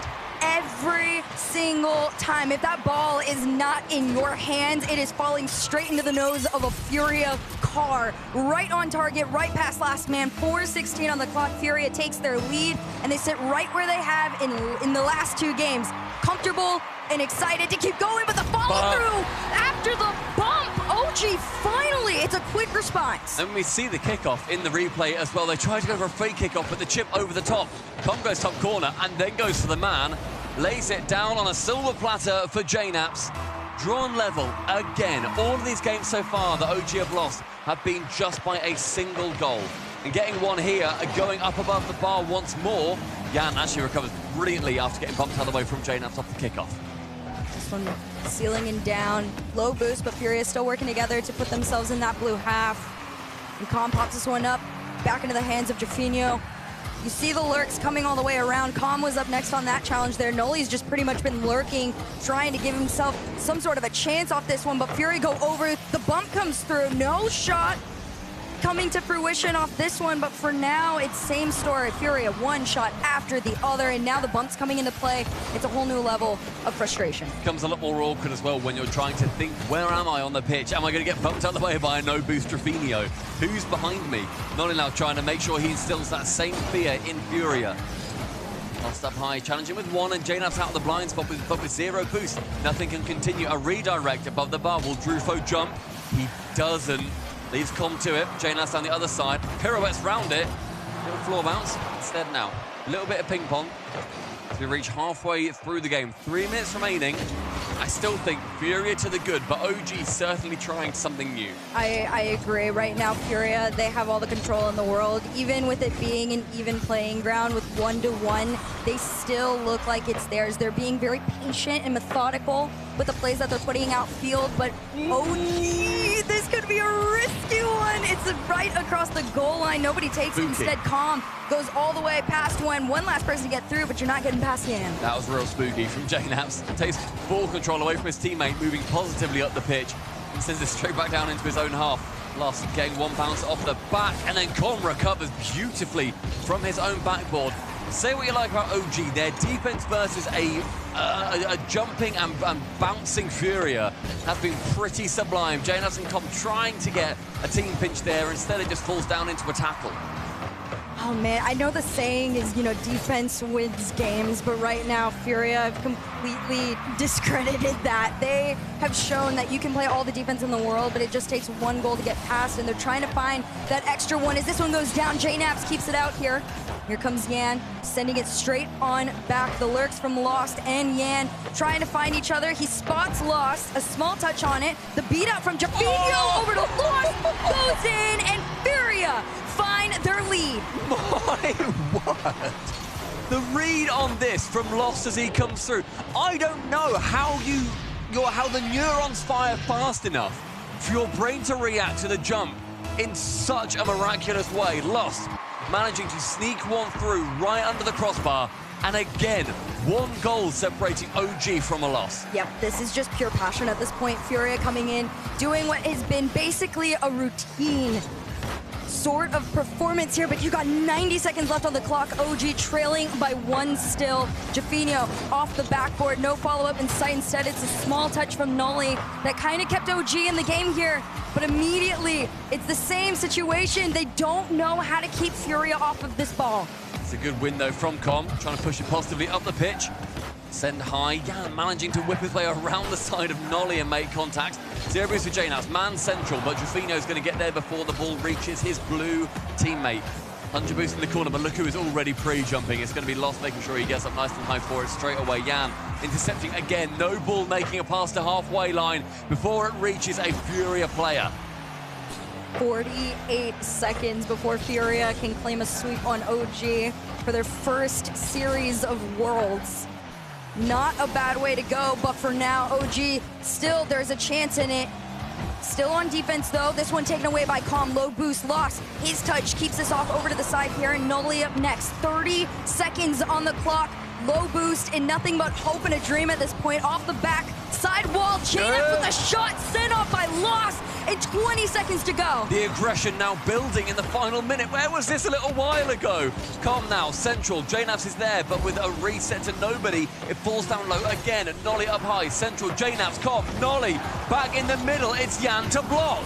You're trying to sneak it in. 3 seconds left on the clock here. If you can pop this one up, there's another chance for it, but it's in favor of Furia as this one goes to the corner. It pops up back into the air. Lost takes it. Down. He kills it, and Furia sweep OG eSports. We thought it might have been 5. Maybe we were thinking a little bit too positively for the North Americans after that Gen G series. Instead, OG, they lose 1-goal games for all 3. This is the kind of one where you look at the score back just at a glance and you think, all right, you know what, it was a sweep. Okay, Furia smashed them. They really didn't. Disappointingly in that game, Nolly only achieving 76 points himself. I'm not making any jokes about that. I feel like that would be so mean right now. But like you said, you look at it from a glance, this does not tell the story of what we just saw. Yeah. OG eSports put up, in my opinion, honestly, a defensive masterclass. To be able to keep it at a 1-goal deficit for each game, that is a really big deal for the amount of shots and very, and I go back to the word methodical, because everything Furia did was so intentional. But right now, it's just celebrations and smiles for the end of Furia. They're chilling. I mean, you couldn't ask for a better way to open up Worlds. Yeah, for sure. Gen G, though. So not Gen G. Gosh, sorry. OG, there's too many Gs in this game. OG, they have now suffered their first loss. As I said before, they have gone 1-3 in both majors so far in the Swiss stage. That is 1 of their 3 already ticked off. I think everybody, most people want to see them achieve more than a 1-3. At least make it to round 5, boys. Power have done that a few times. It's definitely not impossible for them to make a new story for themselves. This makes it harder. But you look back at the Mobile 1 high-performance replay, it's not even a high-performance replay, it's the Furia montage. Yeah, Furia had a cracking load of goals there. We won't just see the goals either. The saves that we saw come through from Yan in particular. Very impressive showing from Furia. 1-goal games, they get the victory. 3-0 over OG. And in the center of the sphere, we have Leaf talking to Drafinio. That's right. Once again, Drufinho, I feel like we're becoming best friends at this point. You're up here a lot. Yeah, we are, bro. I love it. Now, you guys just had a nice 3-0 sweep. You got through that one quick. The casters are saying maybe a game 5. In your head, did you expect that to be maybe a longer series? No, I think Okay, no. so that. They are a pretty good team, you know. But I think we prepared a lot for this match and this tournament, so we were pretty confident that we could win 3-0 against them. Well, I want to ask about that because obviously looking all the way back to Copenhagen, there was a quarterfinals dropout, but then looking forward to London, it was a semifinals dropout. So you guys are on a good track for at least a grand finals, but a win would take 2 steps forward. Have you guys been prepping those 2 steps forward, and do you feel like you're there? Yeah, I think for this tournament, we have a staff behind us, That's awesome. like a big staff to help us to achieve the big tournament, you know. Right. So I think we are prepared to do it. Well, tell me about the staff behind the scenes, because we talk about that sometimes, but not enough. How much support you guys get to be able to do your jobs right? I think it's a lot, you know. Our coach, our manager, everything on the staff, psychologists, everything just help us to focus only on the game and do our best on the pitch. Is there one specific thing from the psychologist that's helped you maybe focus better, or that you've learned, or been able to look at life in a new way? Is there anything particular? Yeah, I think when we prepare for a series, we normally do our respiration, you know, like we do a lot of that. So it helps us to be like light in the series, to cheer a lot and be happy, everything. Right. So it helps us a lot. Breathing helps you think better. Yeah. Everyone should try it at home. Breathing is good for you. Yeah. Anyways, on your team, you have Jan. I want you to tell me about him quick. He's the 2-time SAM MVP right now. Is he a player that takes a lot of charge, or how is the responsibility in terms of leadership distributed on the team? I think normally I'm the leader on the team. Normally it's me and Mateus. Right. That is the coach. Normally we are the leaders, and we just say, lost in the end, do your thing, and that's it, you know? That's a guy you can say that to. One last thing before I let you go. How are you liking the setup here where everybody's... I know you guys like the yellow cross. Do you like the setup? Yeah, I think it's different, but it's super cool, you know, see everyone. Right. Like we were preparing for the series, and we were seeing Power and Gen.G playing like here, so it's amazing. It's super fun. Anyways, you got the first dub out of the way. You guys are looking good, and hopefully you can make that championship run. We have a few more matches to get on through. We aren't quite done yet. Oxygen versus BDS is going to be our next matchup. We're not slowing down. Day 1 carries on strong.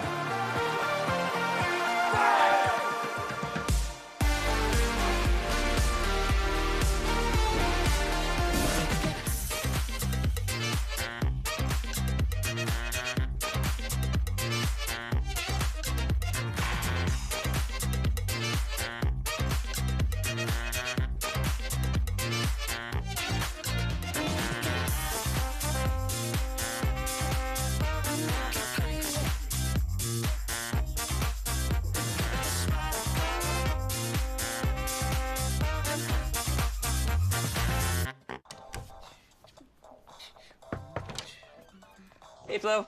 Cool leg warmers. Thanks. They're just for the bus ride to work. They're not part of the official uniform. No tunes today? No. My apartment was robbed last night.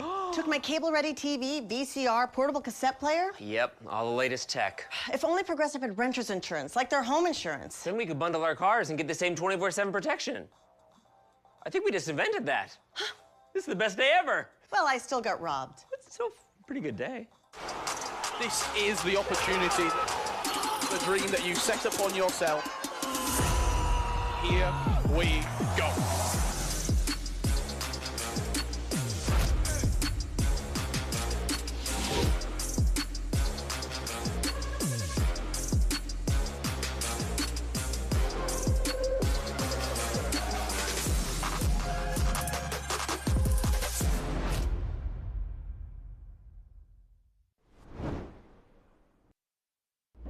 There's more to Rocket League esports than Europe and North America, as London showcased with 4 different regions in the semis, and, for the first time in RLCS history, a distinct lack of a European team in the final.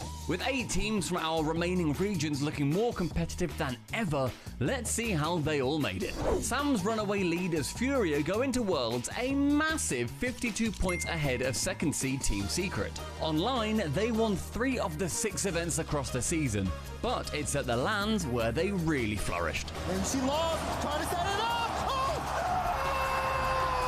Oh! Furia frolicked to Fort Worth following a semi-finals finish at the last Fager. And even better, they returned to the arena where 2 years ago, still led by Jan, they reached a World's Top 4 for the first time in Sam's history. Now they're up against it! Hey, someone should really make an esports documentary about that one.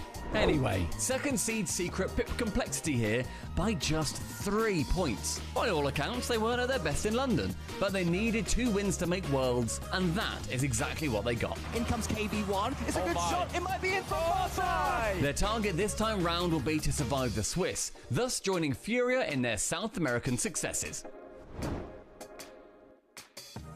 Unfortunately, MENA number 2 seed Anything are unable to attend Fort Worth, with Oxygen from Europe taking their spot. So their only entrant is the region's darling Falcons, who made online regionals look easy, winning them all. So no drama there. At Major 1 in Copenhagen, they were a goal away from making the semis, but they dwarfed even that in London. Can they get the chance? TRK takes the away! To the grand finals. Though they fell short to a peaking G2 in the grand finals, Falcons will feel they can reach a 3rd RLCS LAN grand final with TRK and finally take the dub. Torsos Banana Head and all-round OCE MVP, Fever, began London 3 with a bang. Torsos in that corner. Pass across, there's the shot, and the response immediately! Sadly, Power done a power and went out in Series 5 of the Swiss. Again! Do you hear the sirens? Because the fun police have arrived. Quick reminder though, these mad lads won every single Oceanic Open qualifier this season, and they've got the goods to take down teams like Oxygen on LAN, and consistently defeat APAC and SSA teams. Come on lads, this has got to be the one. Just one more Swiss win. For old time's sake. Alongside them, we welcome back the Pioneers, who hopefully will avoid a quick trip to Fort Worth and get more than the one series win they managed in Copenhagen. Across the season, they merited their place here, so let's hope we see Fiber and the gang show up as uncompromisingly supreme Australians in the US of A. Last up, and hoping to spring a few surprises, the two regions sending just one team each, Asia Pacific and Sub-Saharan Africa. APAC was embroiled in season-long battle between Elevate and Gaming Gladiators, where in the end a single series determined who'd make London and, by extension, Worlds. Incredibly, despite the pressure, Gladiators pulled through with a decisive 4-0 victory against the shell-shocked Elevate. Once in London, the mission was to win at least one series, something they achieved in style. One touch, and he's not going to get the follow-up. The almost open, the net spin, and the counter-attack kills him. With OCE's number 2 team now a realistic target, these guys better be aware when APAC's best roll back into town. After their addition to majors this season, Sub-Saharan African teams have now had plenty of time to sink their teeth into offline competition, and as a region, they'll be hoping their champions-elect can put that progress to use on the biggest stage of all. Limitless had to watch from the sidelines as Mobula repped SSA in London, but the homegrown heroes still finished the season 27 points ahead of the rest of the pack. Next stop, Fort Worth, where they'll do all in their power to claim that elusive first win against an international team.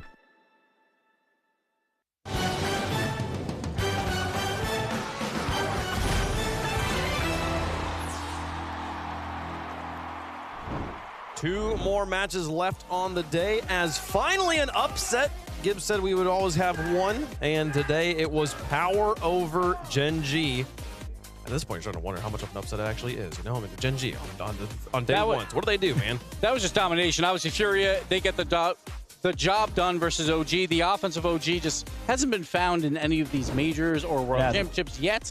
But Power, not only did they beat Gen G, you expect an upset, maybe close game 5, very low scoring, back and forth. No, they just destroyed them 5-2, 3-2, 4-0 in their final game. Power showing that they want that top 8. That was I don't know. We were talking about the aggressive offense from Power up here on the desk, and we're like, as long as they don't make mistakes, it's hard to deal with. And very few mistakes from that team on that game series. They put them away, Stacks. Yeah, it was impressive watching a team that didn't feel intimidated. I mean, you look at an OCE team, they're playing against North America, you think, okay, they're punching up, they're punching over their weight class. No, first of all, they gave Gen G all they could ask for, and Gen G just didn't look like a team that had prepared very well for this event. And that's kind of a knock on most NA teams that aren't G2. It's like, what is your preparation for an event like this? And it just seems like, I don't know, maybe the hours just aren't up for some of those teams, because they come out to these events and they look flat early on. Well, they have a little bit of time here to get the gears rolling for them. They'll guaranteed at least 2 more days of competition. We'll see if Gen G shows up in a different form tomorrow. Here is the schedule for the day. We're through 6 of our 8 matches, only 2 left to play.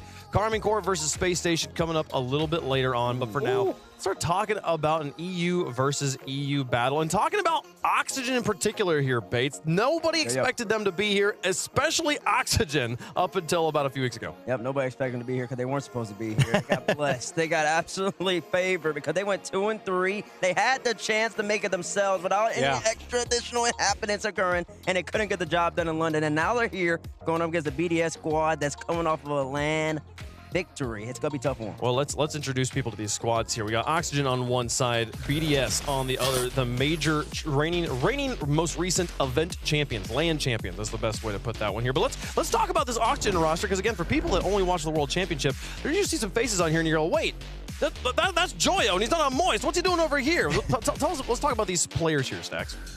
Yeah, you've got, Joyo kind of joined the team late in all of this process. They're a team that can't beat BDS throughout the regular season, but you look at who he's got to work with here. I think at one point he said, it's really nice to have world-class teammates around him, and he certainly has that with Archie and Big Oscar. And let's not talk about the London split. Obviously, Oxygen was the 4th best team in Europe. K-Corp did not make it there, so Oxygen was playing well. They go into that Swiss. Everyone expected them to make a top 8 run, but they did fall short in that final round. But again, they get that golden ticket. They're here now. They weren't expected to be here 2 weeks ago. They got the call like, can you guys make it? And they're like, absolutely. We will show up and we will perform. So they're here playing for it all. They're the ultimate challengers in this entire tournament because they weren't expected to be here. And I'll tell you this, too. In comparison to London, they're playing with absolutely no pressure. London, they had to perform in order to make the World Championship. And now, I don't think a lot of people are picking them to win this World Championship. So now they're playing house money. They're going to be having fun. And I expect the young man with the green hair now, represent a different organization, to ball out, Stacks. Well, of course, and you can't plan for a team not making it to LAN for whatever reason, but every game matters, and that's why Oxygen's here. On the other side, though, a team with legacy and story in this building. BDS won their World Championship in Dickies Arena in 2022. They're back to try and get it again. This is the first step on that journey. And BDS EWC champions, the most recent event. It was just 2.5 weeks ago, so they're going to ride that momentum into this event. Monkey Moon, been here before. He's a world champion. He knows what it means to take it down. Last year, fell just short. Made it to the grand finals in the Spring Major and the World Championship, fallen to Vitality. But Drali, he's a rookie on the squad, and you're like, all right, it's going to take a little time to get those LAN nerves out of the way. Well, no more LAN nerves. You're a LAN champion at this point, so they're ready for it. Yeah, and it looks like almost a carbon copy of the last time that they won the World Championship. You remember, BDS looked like an absolute dumpster fire in London 2 years ago, and then they come back to Fort Worth and they win the whole thing. Yeah. And it was hard to look any worse than they did against Gentlemates. Granted, it is Gentlemates on the floor of London just a few months ago. But here they are, and they're coming off another LAN victory at the eSports World Cup, and now they look like as good a team as any to pick to win this whole thing. And it was hard to look worse because that was the worst playoff history loss in the history of RLCS. BDS got absolutely destroyed, and it wasn't because the other team was playing so well. They were, but BDS just were just giving up everything. They were. So BDS looked terrible, but they did bounce back and got the win, and that's why we got to play the games, as we always say. But Oxygen, again, you know, this is honeymoon phase 2.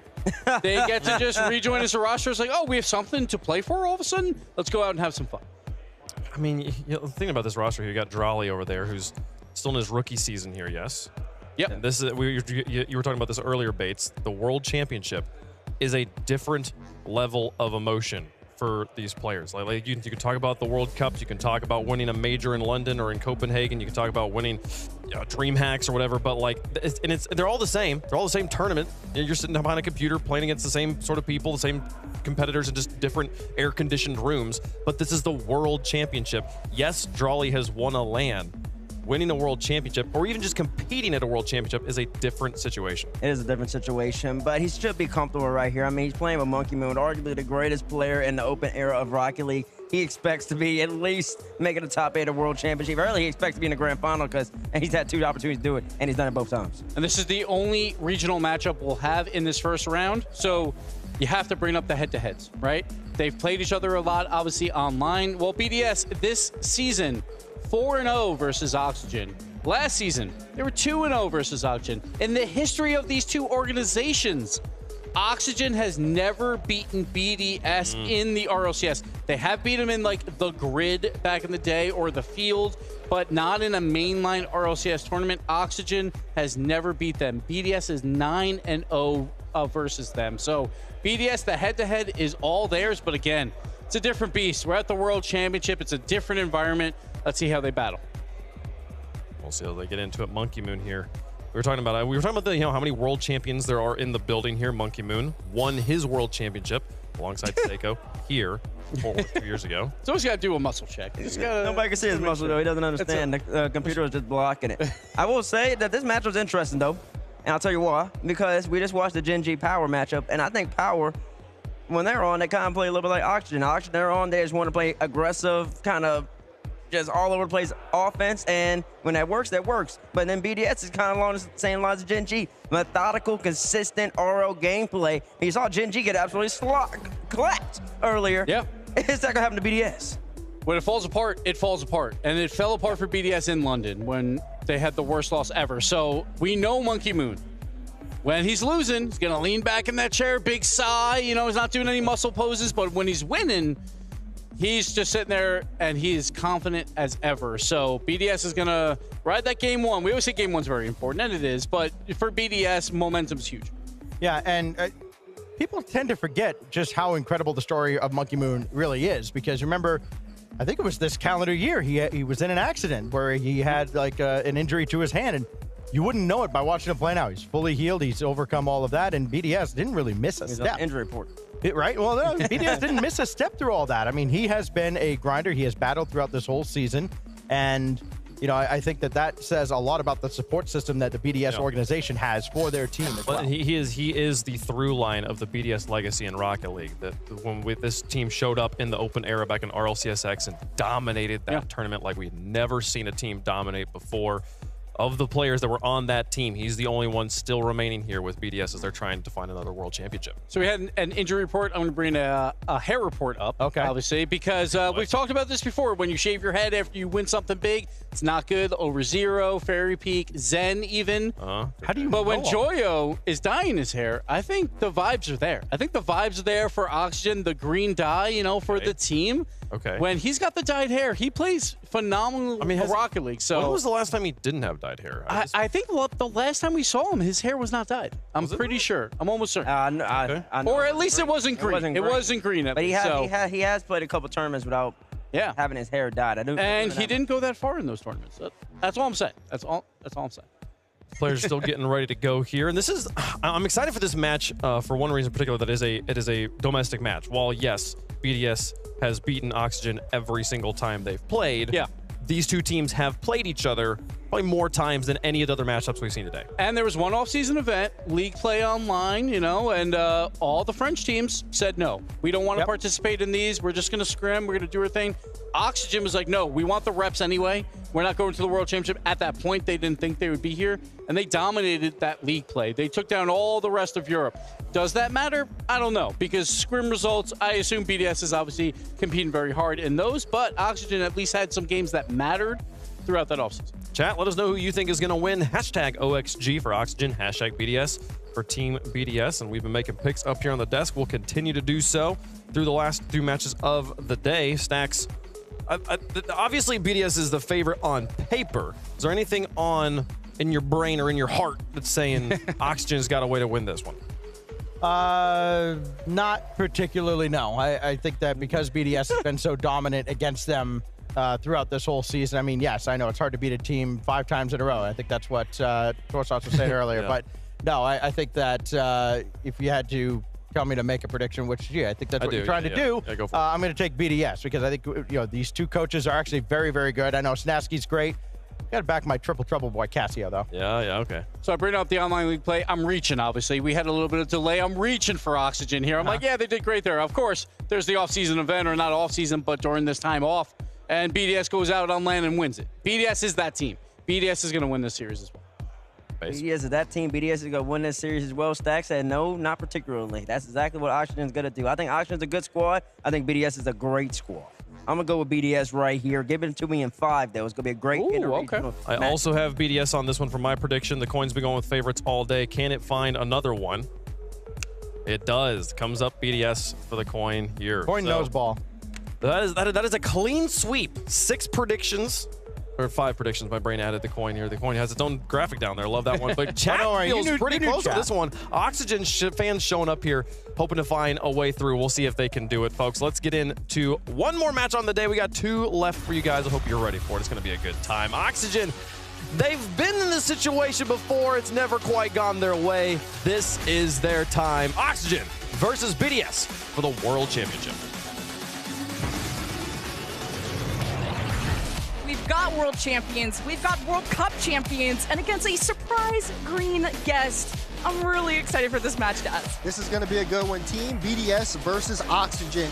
Oxygen gifted a chance here to play at the World Championship. How are they going to go up against Team BDS, who just got finished taking down a Team Falcons at EWC? Game 1 brought to you by Progressive. Let's get started.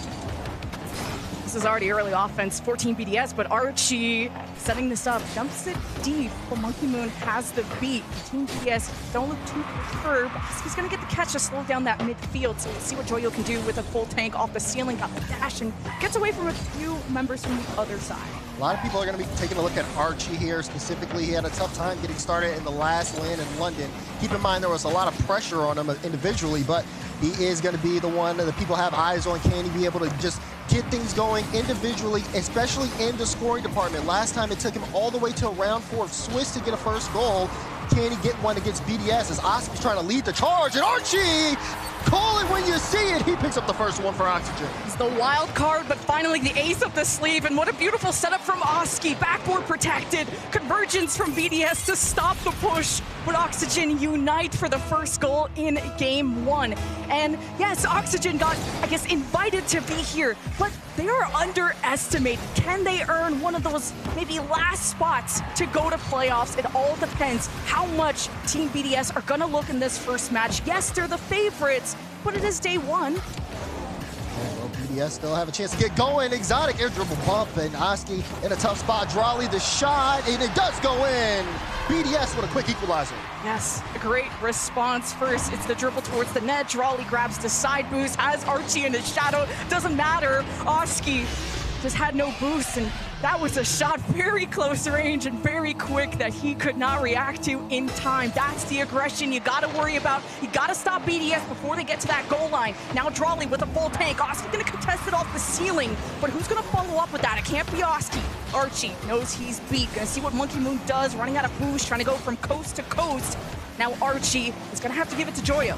Now, one thing that I'm liking here individually is you look at a player like Drolly, who again, this is his first World Championship as he tries to get one low. And then you look on the other side from Archie, who again is just trying to get involved. Both of them doing excellent in terms of offensive ability here. It's going to be a great series if people who at least had a little bit more pressure on them compared to everybody else on the field are already starting to do a great job here on top of the ball. Both, again, tied up game between Oxygen and Team BDS as we approach that 3-minute mark, and it still could go either way. Both teams trading possession left and right as Archie could have had a chance. It's a great 50 forward. Exotic will pass it to Monkey Moon, and you see Drolly going up. Can he get that follow-up touch? No, Joya will clear it to the side. Yeah, just not able to get that second touch. Good heads-up play from Joyo, but the press is still on for BDS, and Oski in a dangerous spot, pops it up, buys time. Oxygen assess, BDS in the midfield. No, they got boost. Back pass to Monkey Moon as he advances down the lane, and Oski not only gets the boost, but gets the pitch off the wall, but it goes right to Exotic. You gotta be careful where you force that ball if you're Oxygen. They're sitting and waiting,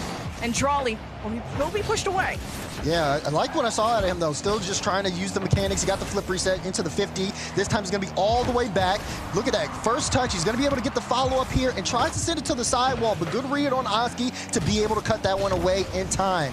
Both teams just trying to take their time with the ball. I say that as Archie just booms that one all the way downfield. Oxygen in a good spot field positionally, and they are trying to keep Team BDS in that back half while they set up some more offensive attacks.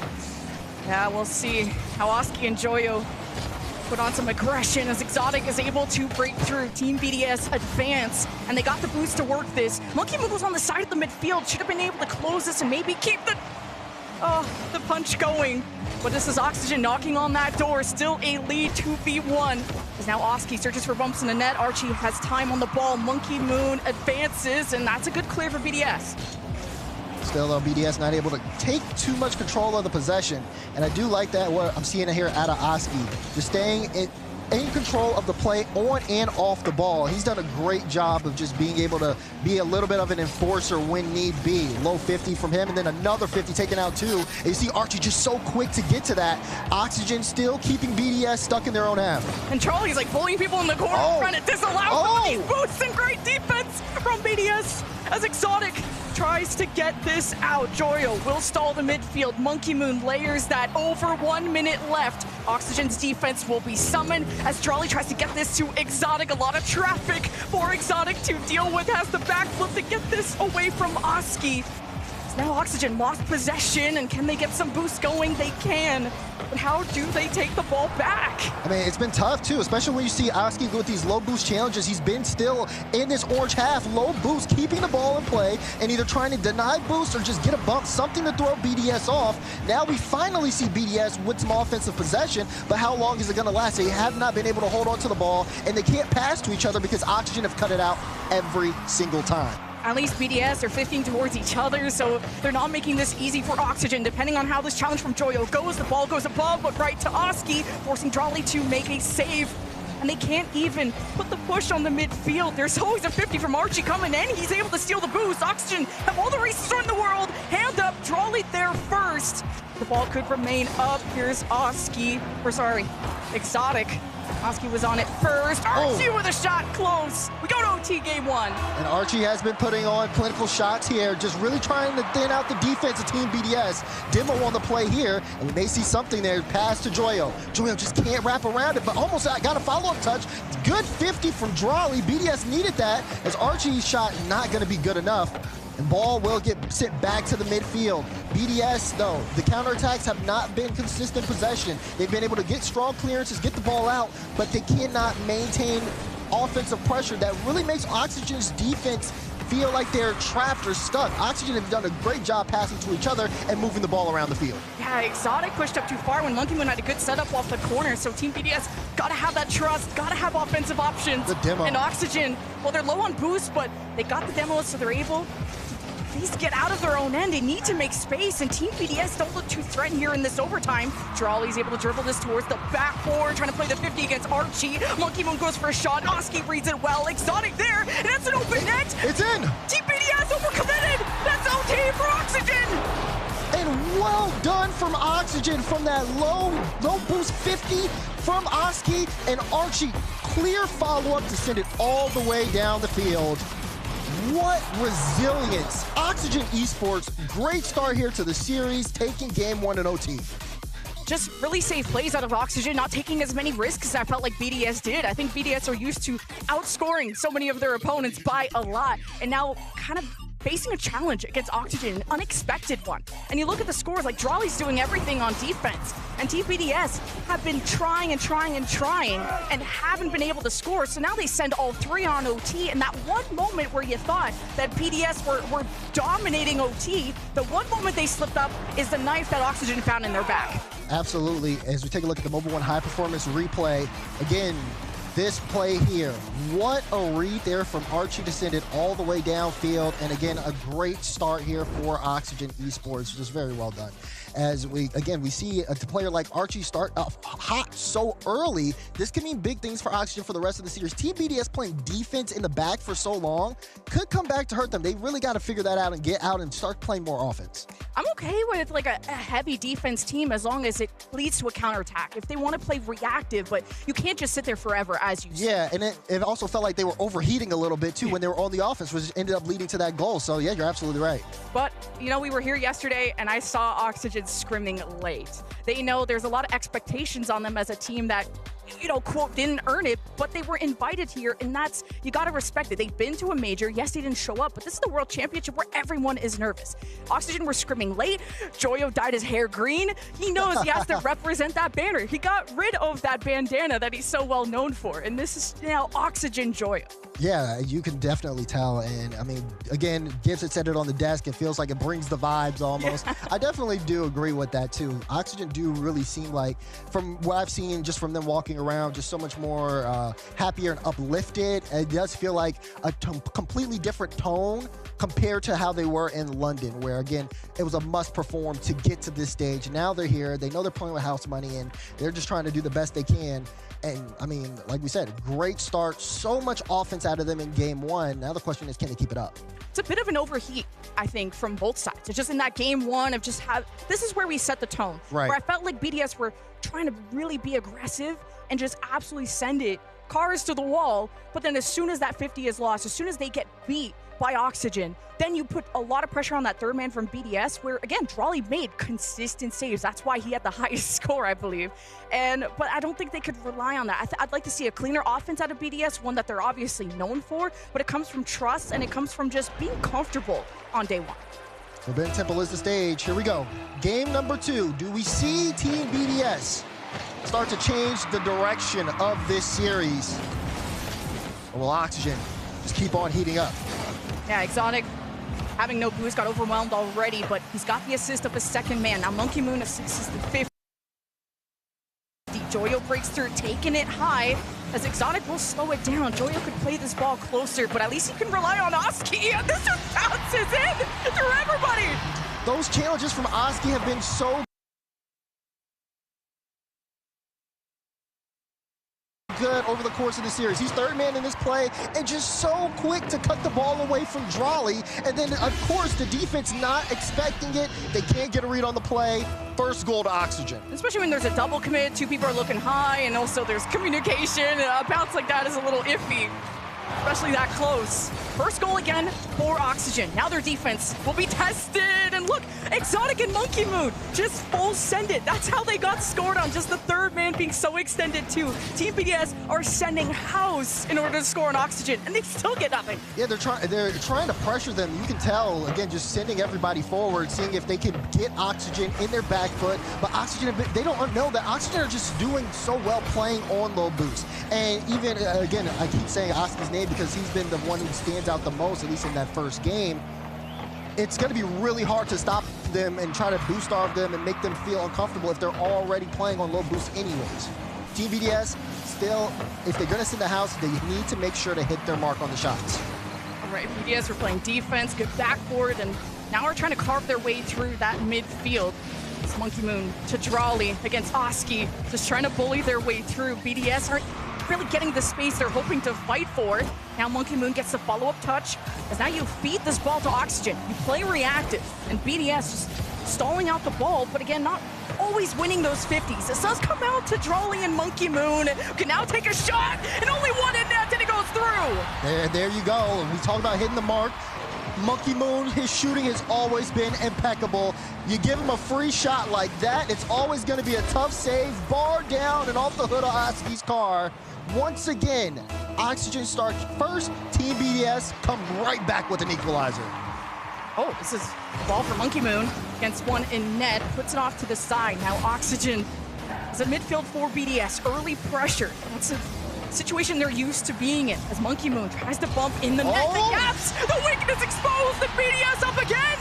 Archie, you could see it. He didn't really expect that bounce off the post, and he got caught with his pants down. Drawley said that he will take that opportunity every day of the week. Quick 50 before Archie can recover, and just like that, BDS in the lead. Now a free ball for Oski, and forces Drawley to make the save. Now Monkey Moon missing. That means Oxygen, the manpower. Where is that presence on the ball? Just kind of these last second 50s. Now Oski takes the ball high, uses all the boost and tries to pump Drawley out of the way. Archie too far forward. Third man Joyo is summoned. Oski can't even go for the side boost, and now giving up space, precious space, to Team BDS. And this is where they can be aggressive, and they look more confident doing so. They're not just always sending two people after the ball at all times. Now BDS feel like they're the ones who can set the tone here. Just forcing Oxygen back. A little bit of a double commit there. Now Oski and Joyo both low boost halfway here through game number 2. And we're seeing them now kind of stuck on their own half as BDS keep knocking, keep looking for a way in. You see Joyo here with a chance to get past Monkey Moon. Monkey Moon kind of tracking the ball, but Joyo still gets it past one. Archie didn't have the boost to get up in time, and Oski low boost challenge here. So now it could be a free ball for BDS. 1-2 in your net! What a play for Team BDS! That is a fast one. 81 miles per hour, but it's the synergy on display. Look how this 50s forces right to Exotic and Oxygen. Always have someone in the net, but the play comes at you so fast, you just can't react. And BDS, I think they've really found their tempo. Yeah, they are starting to really heat things up here and push Oxygen back into their own half and keep them there. Even when they think they're getting set to get out, you see a play like that. I mean, strong 50, Exotic in the perfect position, and he makes the most out of it. A great shot out of him.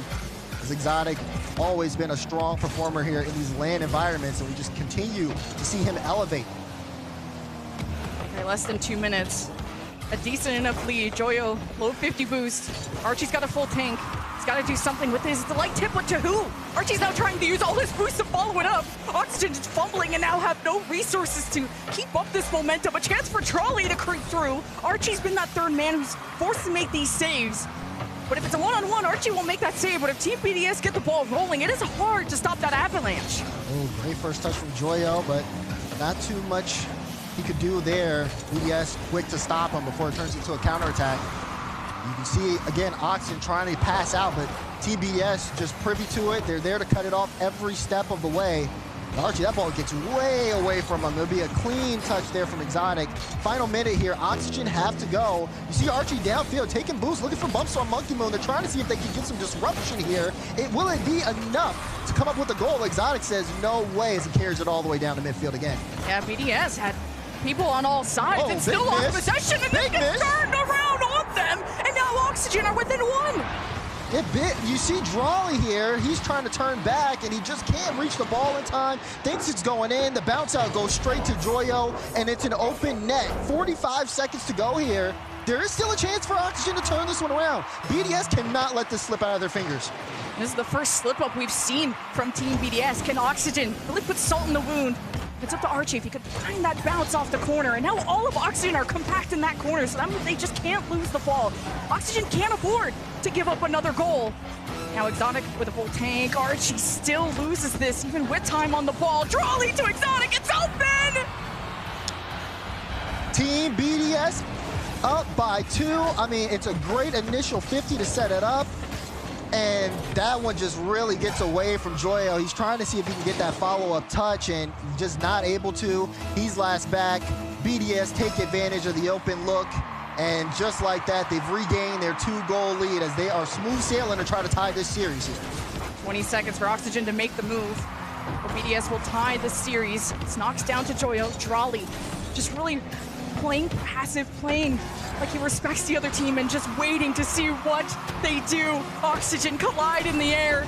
Joyo and Oski have boosts to work with, but Oski can't stop the midfield. Here comes Drolly to put the nail in the coffin. The ball is still up. Joyo has Oski at the front. Exotic gets ready to receive, and it's still up, and RJ at 0 seconds sneaks it through, but it is 0 seconds. It looked cool, though. It looked cool, though. Great goal to cut the lead to 1. But if there was 1 second, you know? If there was just 1 more second. If there do was. it faster. There wasn't, though. Okay. There wasn't, okay? You're a hater. That's it. GG. BDS still end up taking that one. We're tied up here in the series, but it is still a good goal there for Oxygen to score there towards the end. Maybe might give them a little bit of momentum going into game number 3. I mean, you could just tell Team BDS, their approach in this game was just so much better compared to game number 1. They cleared things up. They definitely got out of their half more, really started to apply the pressure offensively. BDS only had 2 saves that game compared to, I believe, almost 8 in game number 1. Just a completely different team.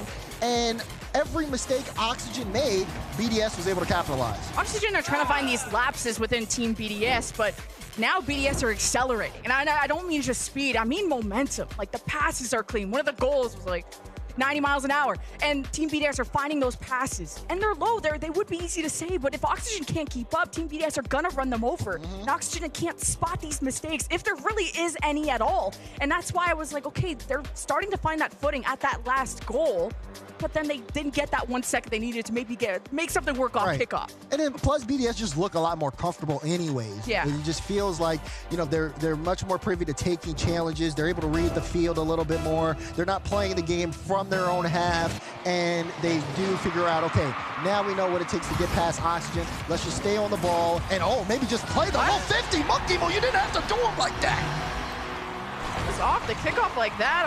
Charlie just dodges that.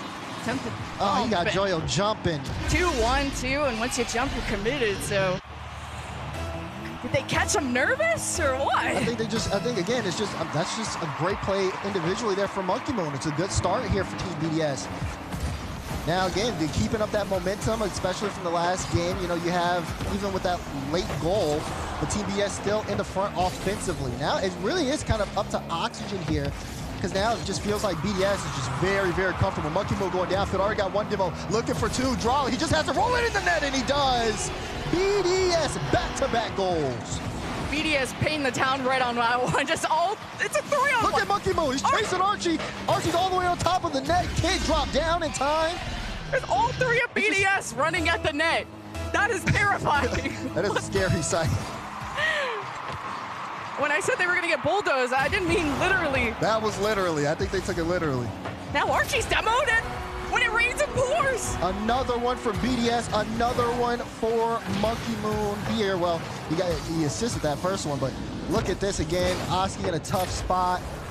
And this one is getting out of hand very, very early. It's almost a demolition derby here in game 3. You just need to get steady off kickoffs and not get demoed, not get literally run over, as we said. And a moment of stabilization, a moment to breathe for Oxygen. As Joyo dodges Exotic, now is a full tank to dribble. Oski a little bit behind, and now the ball forced down by Monkey Moon. As this Oski not going to let BDS have any time on the ball, but Oski is missing action. Oski's not getting time on the ball. No longer. As soon as he hits the ground, demo taken out of the play. And I think BDS, I mean, they're going to continue to stay in that line. You see Exotic right now even moving upfield. He got a demo on Joyo. So Drolly on the play, Archie low boost, and you can just see, again, just some of the little mind games kind of going on as well. Does Joyo go for the ball? Should he not?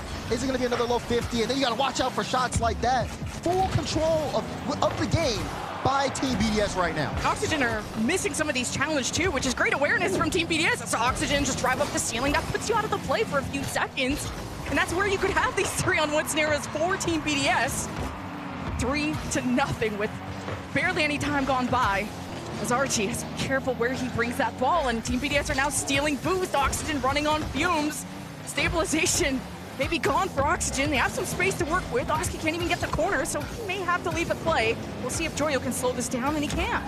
There's still a low boost situation here, and Archie, there's just not too much he could do in that position, even with a full tank. Oxygen are not able to challenge BDS in the air right now, so they just have to wait for the shot and then get the goal line save, which Archie does again. But this is not the pace of play that you're looking for. If you are Oxygen, you need a little bit more here to get back into this one. We're in that halfway point. Demo on the play again, and that'll send, oh, that's one, that's two, toodaloo, and in your net. 4 goals from BDS, my goodness. Every time it looks like Oxygen gets some space, BDS just bulldoze them out and just score the open. It's turning into a hemorrhage for sure. This is bad.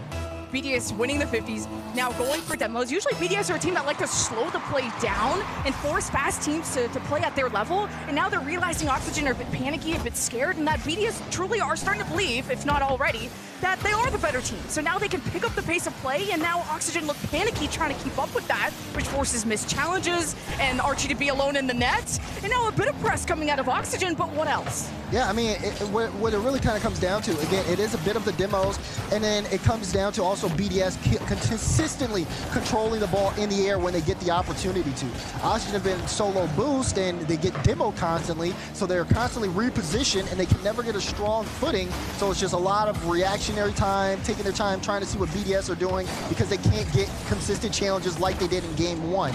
Those have been eliminated from the lack of boost and just lack of really just players sometimes, because they have to play with 2 or 3 players, and it just means that they have so many little opportunities to make things work on offense. Their offense has been non-existent. It's been all BDS, as Monkey Moon almost got that one, but just off. I think Oxygen are starting to be more aware, though, of that physicality. I'm seeing Oski kind of get surrounded by Exotic, who looks like a shark out there, just swimming around his prey. And Oxygen now have multiple things to keep track of now that Team BDS are adding yet another factor to how lethal their offense has been, at least in this Game 3.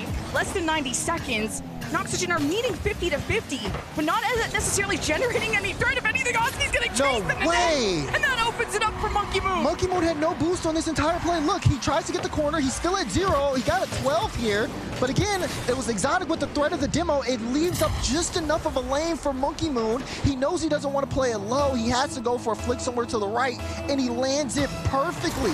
It's just the individual threat, because Monkey Moon made the initial challenger go for the ball so early on because he thought Monkey Moon had boost, even though he didn't. And now you see another bump play, Drolly again. They're trying to add more and more to the scoreline here. BDS are just in Oxygen's heads right now for free. And Joyo can't solo this, and was running out of speed, running out of boost, but now here's adaptation. Team BDS are now aware of how Oxygen are trying to dodge those demos, going for squishy saves, and Team BDS know how to slot that the perfect moment. That's how that 5th goal went in. 40 seconds. Joyo's not going to let that be free, but it's forced to Monkey Moon. Back pass to Trolley, but there's some contest from Archie. Oxygen send all 3, but it's still not enough to beat this BDS defense. Pass out again. Maybe a chance here for Oxygen to get something on the board. Oh, no, Joyo, just no chance. He gets the ball in the hood, immediately bumped away, and he has to give up on that possession. Even when they go downfield and try to steal boost, it's still one less player in the play here. Final 10 seconds here. And what a turnaround from Team BDS. It was a slow start for them into the series, but now they have the series on match point with a very dominant, convincing 5-0 Game 3 win. Just right off of kickoff, the first one, BDS are just putting them 6 feet under. You're already shaking up the foundation beneath Oxygen. We're probably already nervous coming in here with expectations all over the place, and Oxygen just couldn't even find a footing. First, they're demoed off kickoff, they lose a challenge off kickoff, the first couple of kickoff goals went in, and 3 shots. That's not a lot. 3 shots. They limited Oxygen to 3 shots that entire game. Oh my God. Only 1 demo from Oxygen, and on the side of BDS, they had 7. As we take a look at the Mobile 1 high performance replay, I mean, this is just really the demolition derby that is Team BDS here.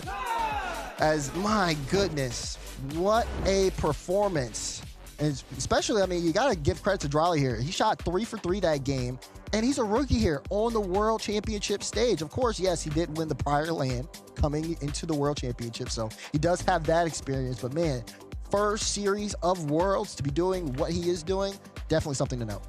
There's just 3 threats on BDS. I see them as a really well-rounded team where you could feed the ball to anyone, and they'll most likely execute. Oxygen, I think, came into this looking like a well-rounded team with maybe a wild card, but how can Oxygen unite in that same way? Zosky, a little softer of a touch, but at least he follows through. Joyo with a tank. It does get a good launch off, but now from the top rope, Exotic slams us down and feeds it to Monkey Moon. He's got a lot of space and time on the ball, not a lot of boost, and almost a pass to Drawley. And look, Exotic is in the picture too. Team BDS are not scared of Oxygen whatsoever. Closeout game here for Team BDS as Oxygen are going to fight with their backs against the wall here in game number 4. So far, they're doing a great job of at least dodging Team BDS when they're starting to get physical, as Oski has just brought this downfield with just a lot of traffic blocking his way. And good 50 there from Archie. Joyo, oh wow, great touch. He got the flip on that play and then still used it to bounce off the wall. This is exactly what you want to see from Oxygen right out of the gate. Just keeping that ball in front of BDS and not really giving them too many opportunities to move around the field. And how can you set up Joyo for success? He can't even carry this ball for more than 2 seconds before he's getting challenged nonstop. And then I'd love to, ooh, that's a chance, oh, right at the goal line, BDS makes the save. I'd love to see Joyo and Oski connect the same way that that Exotic and Monkey Moon are. But this goes all the way down! What a pitch from Large Oscar! Are you kidding me? What? Oh my God! What?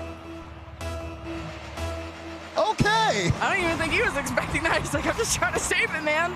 Great save, great pitch up the field. And Oxygen are here to play. Here we go. That's a type of banger goal that Oxygen needed. And just a little tip for Joyo. Oxygen. Now, this is where you got a lot of confidence from that. You forget about the last game shot, forced to double commit. Archie needs a good touch here, gets the backboard attention from Monkey Moon, but this is a long launch, and with that demo on Monkey Moon, BDS hope to respond, but they lose possession for a second. Oh, Archie, not the best possession there. Gave it right to Monkey Moon. It's going to be a clear downfield.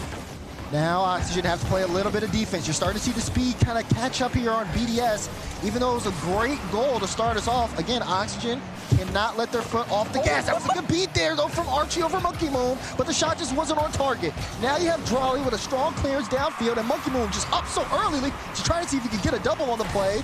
This ball's going left and right up the field. No defense has been able to get set yet, as again, Oxygen holding on to the 1-goal lead. And I think BDS can keep being this aggressive. Yeah, you've given up, what, like 2 or maybe 3 open nets in the whole series, but they've been able to rack up so many goals from sending the whole house at them, as Monkey Moon is hoping for the waterfall down to Exotic, and then Exotic 50s against Joyo, but by his side is Archie. But if Oxygen keep booming the ball, he can't always fight for possession. The 50 game has been more favoring towards BDS. Now towards Archie. I'm seeing Oxygen go for more of these passes, try and hold on to possession, but then they clear and can't keep up. And then you just see again, sometimes they get the ball so far away from, they're taking players out the play and losing boosts, going for these pre-jumps. Have to be very careful because again, all it takes is just one person in that second, third man spot to be out of the play and Team BDS can pounce. BDS still need to equalize. Some physicality in the net. Monkey Moon with the flick above. Big Oscar dropping it down and right! It still slips through! And Drawley makes an appearance! Oh man, look at this from Monkey Moon though. Great pop there. You saw Oski forced high, but no one was on the back wall. So Monkey gets an extra touch, hands it out to Drawley, says, here, take your best shot, and gets it right past the defense. Cannot give BDS that space, especially a player like Monkey Moon. That lead slips by. We went to OT in the first game, but I don't think BDS can bully them any longer. Joyo has no boost, and he seems to be the one that leads that charge for Oxygen. But who can really unite with him on the front? It's Oski, and that being that midfielder that slows it down, but you can't! BDS are too much! Look at this though, Exotic waiting downfield. He knows the pass is coming, and man, what a shot. Archie, he's expecting it to go off the nose. Exotic just twists his car at the last second to get it off the hood, which completely changes the direction of the shot, making BDS have the lead here. Can they hold on? It's been a late surge here, a minute 20 to go.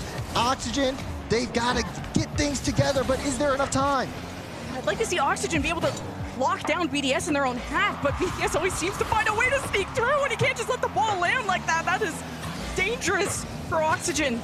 They cannot afford anything else. There's only a minute left. Joyo with someone below, tries to take the ball high. BDS 50s it up as Archie can't get the setup off the corner. Get away from him. The Monkey Moon doesn't have clear control, but he's got the support of his team. It's Oxygen at 44 left. Yeah, now you see Oski here with a big carry. That's a good win, but the follow-up's not there. Archie trying to get it off Joyo. He doesn't even have boost for this. Now Exotic, he'll be able to get it cleared away. Great pinch though, straight to Joyo, forcing Monkey Moon to clear it away. 30 seconds to go here. Oxygen not able to hold on to the field position. They're gonna have to start back from their own half. Time ticking down, pass out straight to midfield. Joyo will pick it up. Sends it to Archie, a little bit of a team bump, but Joyo actually turns it into a demo. Light touch for Archie, who also gets demolished.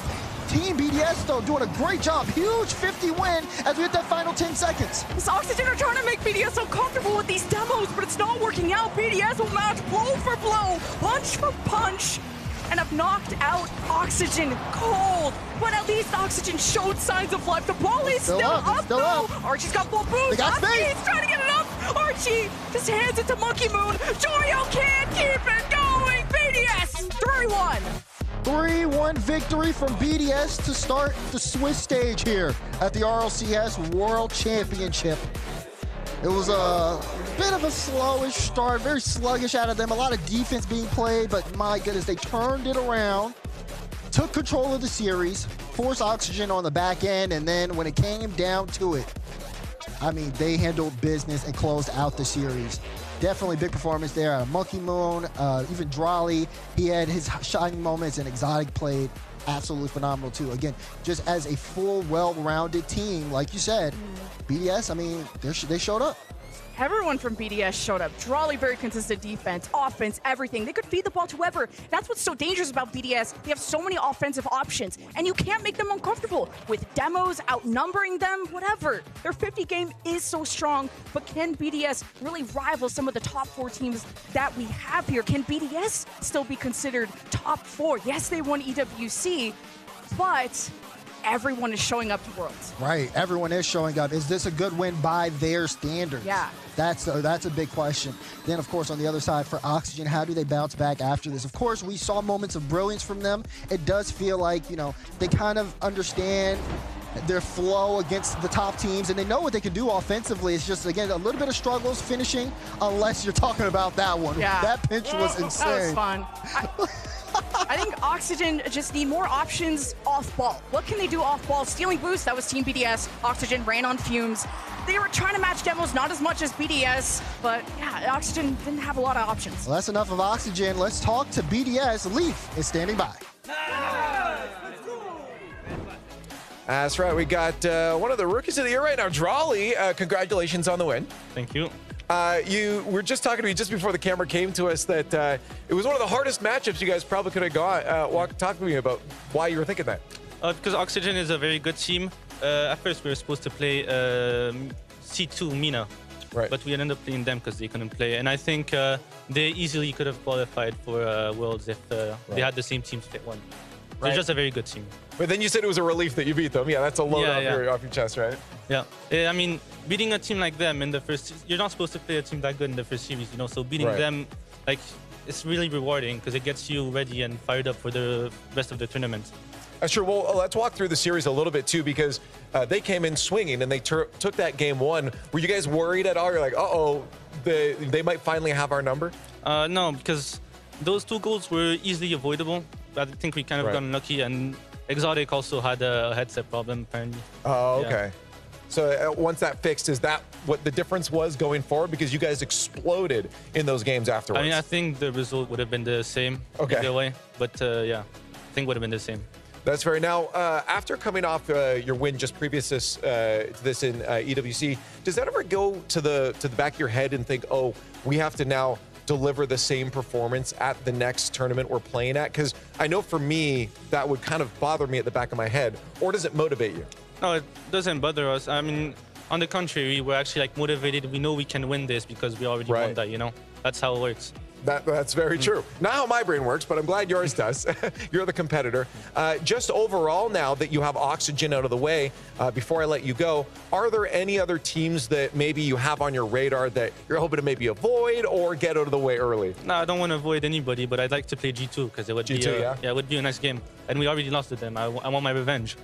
Would you be happier with like if in a best of 7 be a 4-0, or would you like it to go all the way to the end? 4-0. You want a 4-0? I like a clean sweep. That's fair enough. Get it out of the way and get the win. Hey, you got your first one out of the way, so breathe a sigh of relief and then go play your next ones. Congratulations. And again, one more to go here on day number 1. It's the return of Karmine Corp, and they're playing against Space Station Gaming, so you do absolutely not want to miss this one. Come on, Jack. Hit. Nice move. Right. There we go.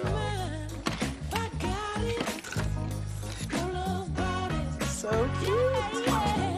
At Ally, we're helping millions save more for the things that matter most to them. Whatever you're saving for, we're all better off with an Ally. I'll get back to work. This is the opportunity, the dream that you set upon yourself. Here we go.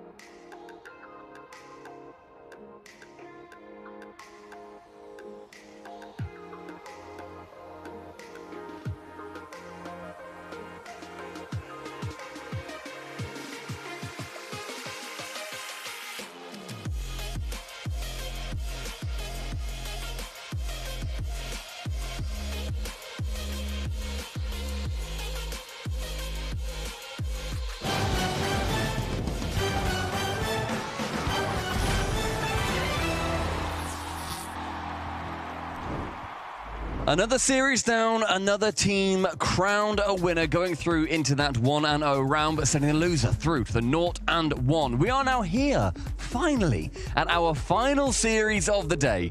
Karmine Corp taking on Space Station Gaming. And my word, Herc, hasn't it been a while since we've seen KC on LAN? Oh, it has been a long while. What, says Copenhagen? They missed out on London. It was heartbreaking for the Blue Wall all the way around the world. But they are back at the place where it matters most. And you know what? Who better than to give a legendary speech on one knee before you start? It's going to have to do a lot because Karmine Corp, they had a very interesting season. They won the first 3 regional events in Europe. They were the favorites going into Copenhagen, and then ultimately they didn't take home the trophy, but they still performed very well.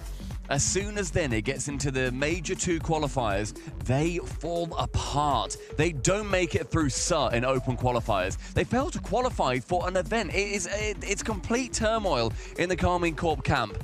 However, Herc, I'm of the belief that that was a sheer anomaly of their actual performance and does not prove the rule. That is not what their baseline is. Instead, that was the anomaly. We can wipe that off. I think we come back and see a stronger Karmine Corp here today. Okay, I agree. However, Might be hopium for you. I was the sus streamer, and it felt very legitimate.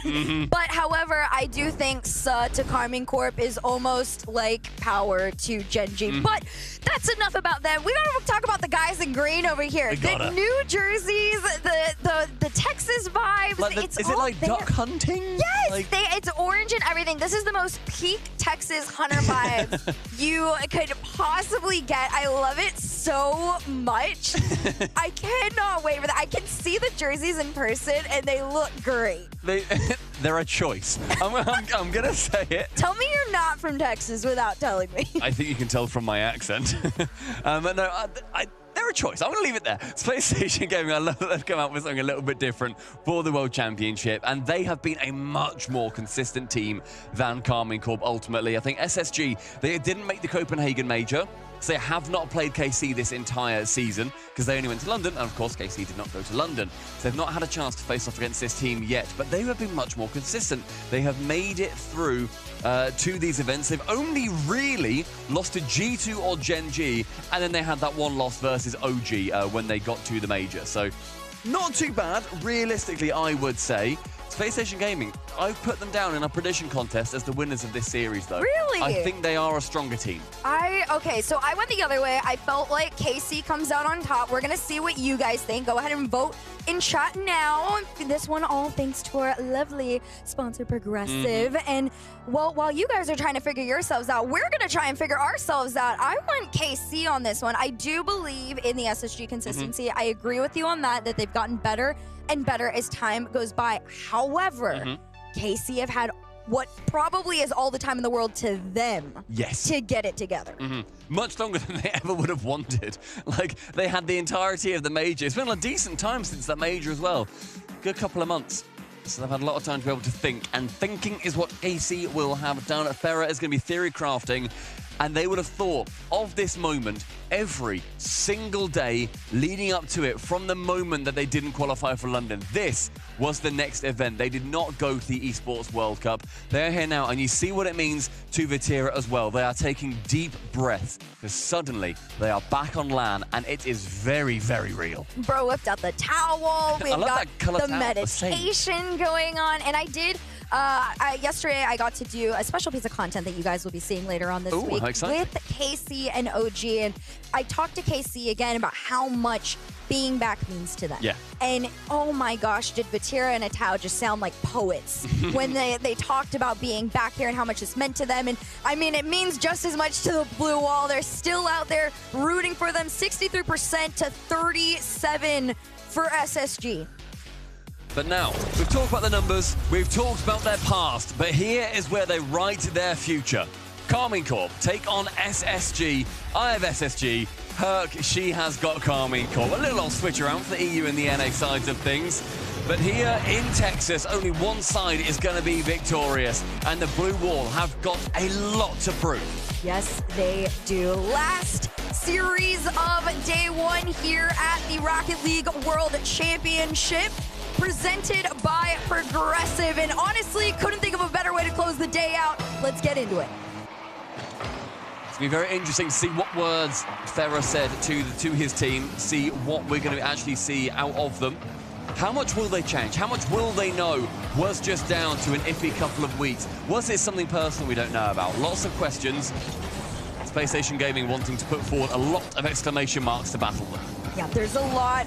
Honestly, there's a lot of questions on either end of the field because, again, Space Station, they've just been very consistent at being number 4. Yeah. And you want to see them have a better moment, but they just haven't quite been able to get over that hump. And then on the flip side, Karmine Corp, they just were incredible, and then they couldn't find it again. So both ends of the field. Gonna feel a lot of pressure in the early stages of this game. One, LJ, my player to watch for this game for right reasons, trying to kick things off. I mean, LJ has been, I think in every series we've seen SSG play on LAN, he has been their man. He has been astonishing. One of the best players in North America at the moment, like easily top 5, usually top 3. But the team performance hasn't necessarily been there at every single look. So LJ, I think we're going to want to make sure that we see him pop off, make sure that he is, again, that target man as ever. Carmine Corp, a lot more rounded, a lot of quality in every single player on that side. I think a lot more evenly spread amongst them. I agree. Here comes Vatira. Want to try and take this one away. Rise and him just playing the slow game, pinballing back to each other. This one breaks past second man. Rise tried to go off the backboard. Great clear there from LJ. Demo in the back end of things from Chicago, which is what you want to see. If you're a Carmine Corp fan, you want to see the demos coming through, especially when Space Station tries to get a little cheeky with the cheat ups and weave their way in through. Seeing that aggression, that is a great sign. It's a minute 45, and it has been a lot of Carmine Corp pressure thus far. Rise trying to stand down towards that left wing. Round 1, round 2, goes for the bump on the man, and Vati was there. Boxer, though, evades that push. It's going to make sure that this game stays 0-0 so far. We've seen a lot of chips come through so far for KC as well. Each one actually working its way past SSG. The close cut-ins have been thwarting the Americans. I like this one. Around the corner was Hoxer, but Vatira and even just the rest of Carmine Corp are trying to play this very, very close. SSG a little bit further away, so it opens up some space for KC. Vatira takes this one low. Great challenge there from Hoxer as well, but low boost means he's not going to be able to take this back from Rise. Rise to the backboard here. Great slowdown from Chicago and Space Station. Really, they got to play a patient game here. You can't be too over-aggressive with Carmine Corp. You got to be prepared to run back at any given moment. I mean, this really is, I think, the epitome of both teams feeling each other out. They have never played in their current lineups. Copenhagen with one, London with the other. World Championships is where they're going to be colliding. Atto now central to Vati, ceiling down, Rise was on target for the top corner, but instead Hoxer is going to make sure that he shuts them down early. 2 minutes as we tick through the game. LJ challenged by Vatira again. Rise shot on an open net, but with not enough power. Chicago can quite easily clean it up. Yeah, great slowdown there. Again, Space Station playing a very good defensive game. A little bit of a miss there. Missed opportunity at least, but LJ trying to keep it going. Low boost for KC right now, and Chicago to collect. Powerful flick over one means SSG have the opportunity to break on inside, and they will. Demo could float this one down too, but a Tau back to the backboard just in time. 90 seconds to go, completely scoreless. LJ on that right-hand side, challenged again by Rise. Now Chicago beating out Atto, tips it over the side of Vatira, makes it a lot more awkward for him to try and push his way through. Rise up high, can Vatira get there first? He gets there second, but the block is just as good no matter where he's going to be touching it. But the pressure, my word, Space Station Gaming are putting on the press against a team that have not been in this position for a very long time. Chicago with a flick. Vati saving. Hoxer, more pressure, more touches. And Hoxer, the opening goal versus Europe's resurgent blue wall. It started off with Chicago trying to drive it forward. He does, but Hoxer waiting in the wings. Right time, right place to challenge. Does so successfully. SSG, they take the lead at 1. Back into kickoff they go, Rise. He's going to try and get this response coming as quickly as possible. Down, bounce up. Vatira, he's on the lurk. It was almost dangerous territory from a Hoxer touch right there, but somehow SSG still alive in this. Fake. He spots Vatira, and he's through. KC's first goal on LAN since we saw them in Copenhagen. It has been a long time, but welcome back, boys. When Carmine Corp get into it, you're just speechless. They're so clean with it every time. And to see them back into the rhythm of things, that's what you want. Great response, very condensed, short period of time for them to get back into things. 37 left on the clock, though. Who's going to try and steal this lead?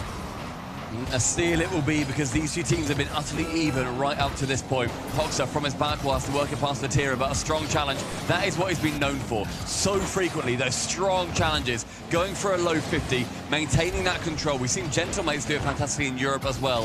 I feel like it's all come from Vatira. Rise now, he's going to pick up on the pinch.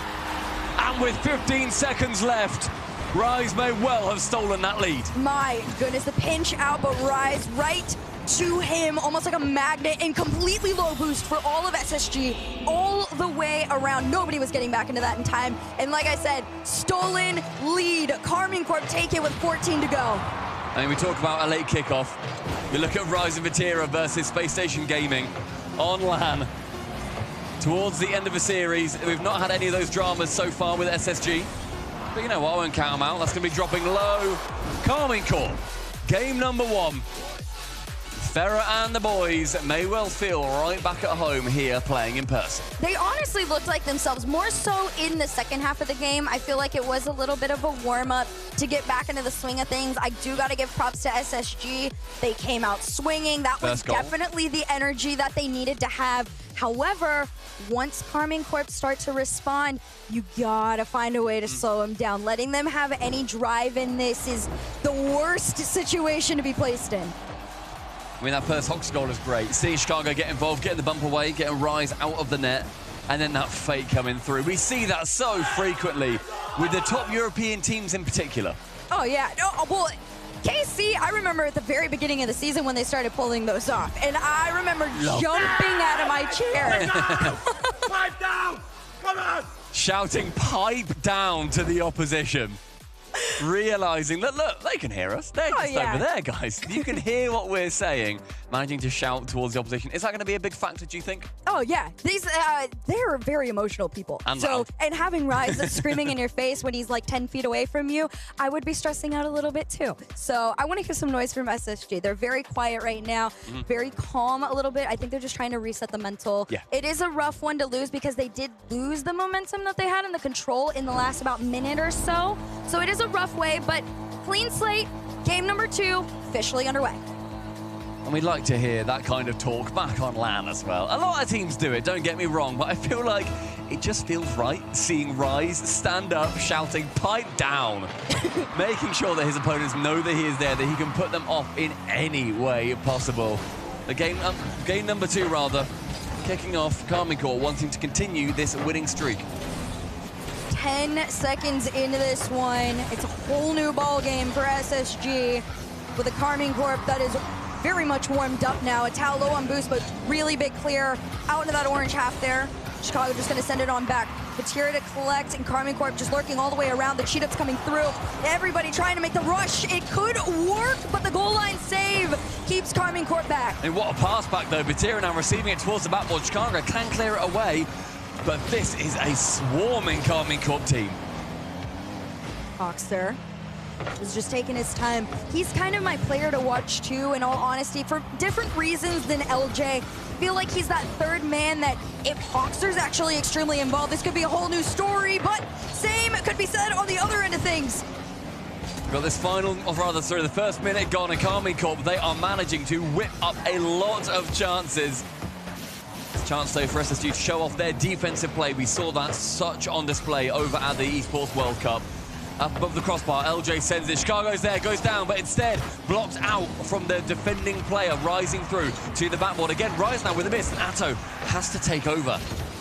This one pitches back, Vatira to follow, and I do like this from Chicago. He's been playing very, very deep third, and that is a great way to be aware against how many shots Karmine Corp are inevitably going to be putting up, and there's another one, but this one not defended. It's in their net. More loud shouting as well. Atto intelligently going into the corner and then bumping LJ. A play entirely concocted in the mind of the Belgian, executed by the Frenchman, and Karmine Corp with a lead. 1 goal lead for Karmine Corp. Last time, a little bit of a different story. Space Station were the first on board. The question now is, how quickly does it take for Space Station to get back into it, or does Karmine Corp just continue to build? We find out here. Rise, Vatira, going for the demos, going for the bumps. No shot to come from it, though. A lovely double demo, though, completely opens up SSG. Did a great job, that final defender, the Lone Wolf, clearing out the final attack that came through. Hox now trying to clear it. And you mentioned Hoxer earlier on. He was another stand-up player on SSG at EWC. I was blown away with his performance. I think the best performance that we've seen out of him, to be completely honest. I completely agree. I think Hoxer, as time has gone on, has definitely stepped up in a number of ways here.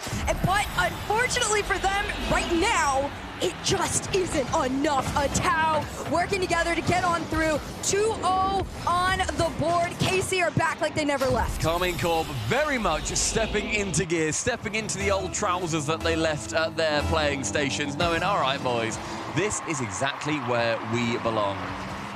2-0 is not an insurmountable scoreline to try and work your way through, but it's going to be a real task. Coxer wanting to begin ticking that task off the list as soon as he possibly can. Dead on halfway through the game now. Opportunity for SSG to, after showing their defensive play and not really thriving with it in game number 2, they want to move a lot more onto the offensive side of the game. You can see Chicago just going for every single demo that he can find, just trying to buy time for SSG to get control of that ball, fall back into that blue half, but they just continue to get sent back home into the orange. Rise up next, takes the low challenge there, but Hawks are to collect. Great little disruptive touch from Rise, too. I like how he does that. He doesn't mind if it doesn't fall back into his own hands. He knows it's enough time for one of his teammates to follow up behind him and take this away. Minute 50, Carmine Corp still with his 2-goal lead. SSG maybe looking a little bit shaken, not realizing, gosh, okay, you haven't been at LAN since you competed in Denmark, and yet here you are. We've barely seen you compete in the European regionals. You were knocked out so early.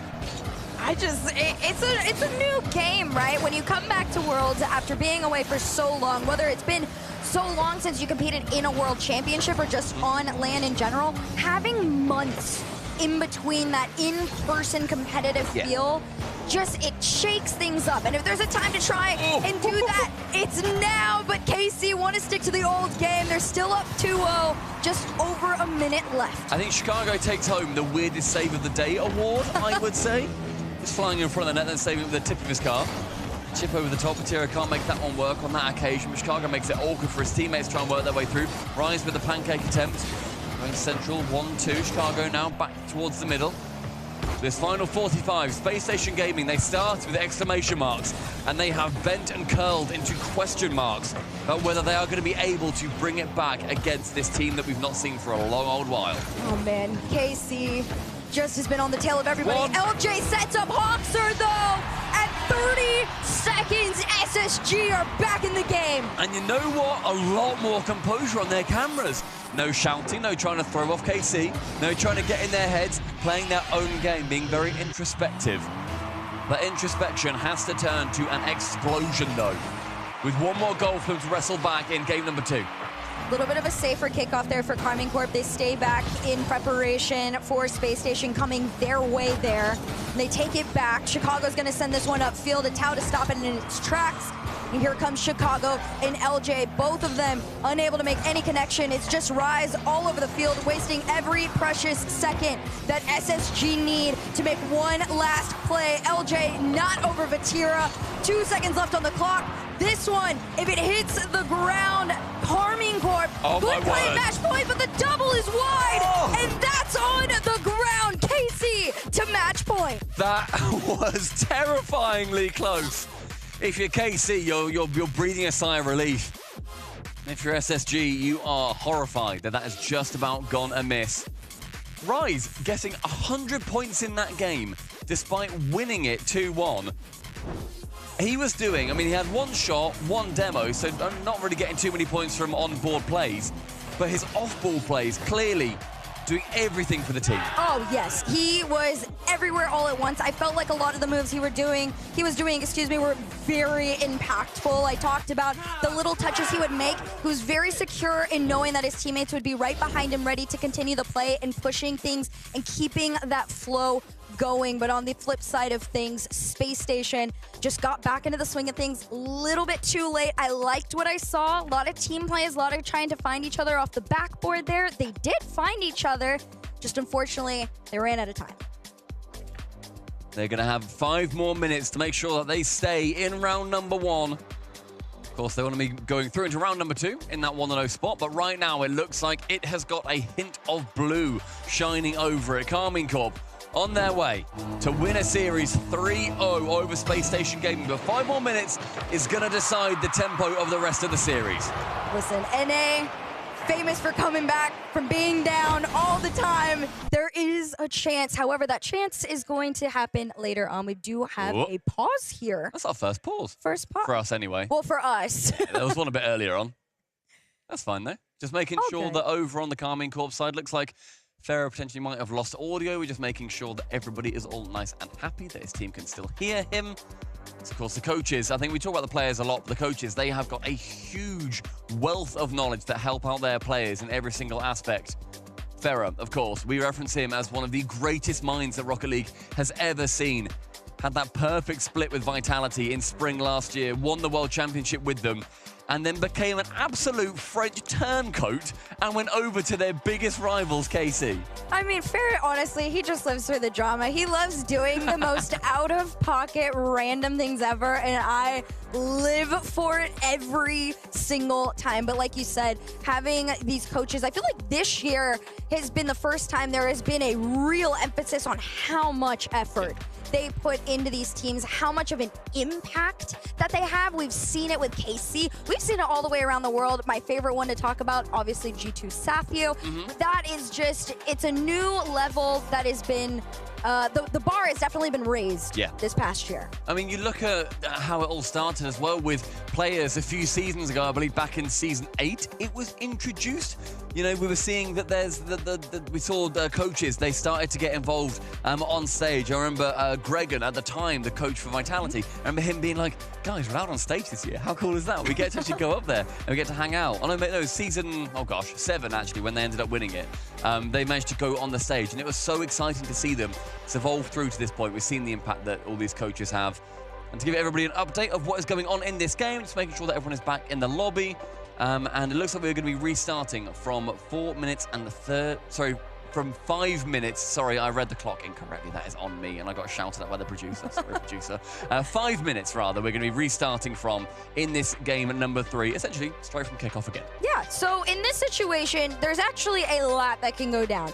I want to, in theory, think that this could work in SSG's favor. You can take this up as an opportunity to, you know, restrat your beginning stages of the game because, let's all be honest, the beginning stages were a little shaky. They did find their way on through. However, it always could be better. Yeah, well, we can learn from that 21 seconds. That 21 seconds never happened. It ddidn't happen. Doesn't matter, guys. All right, yeah, but let's just reset.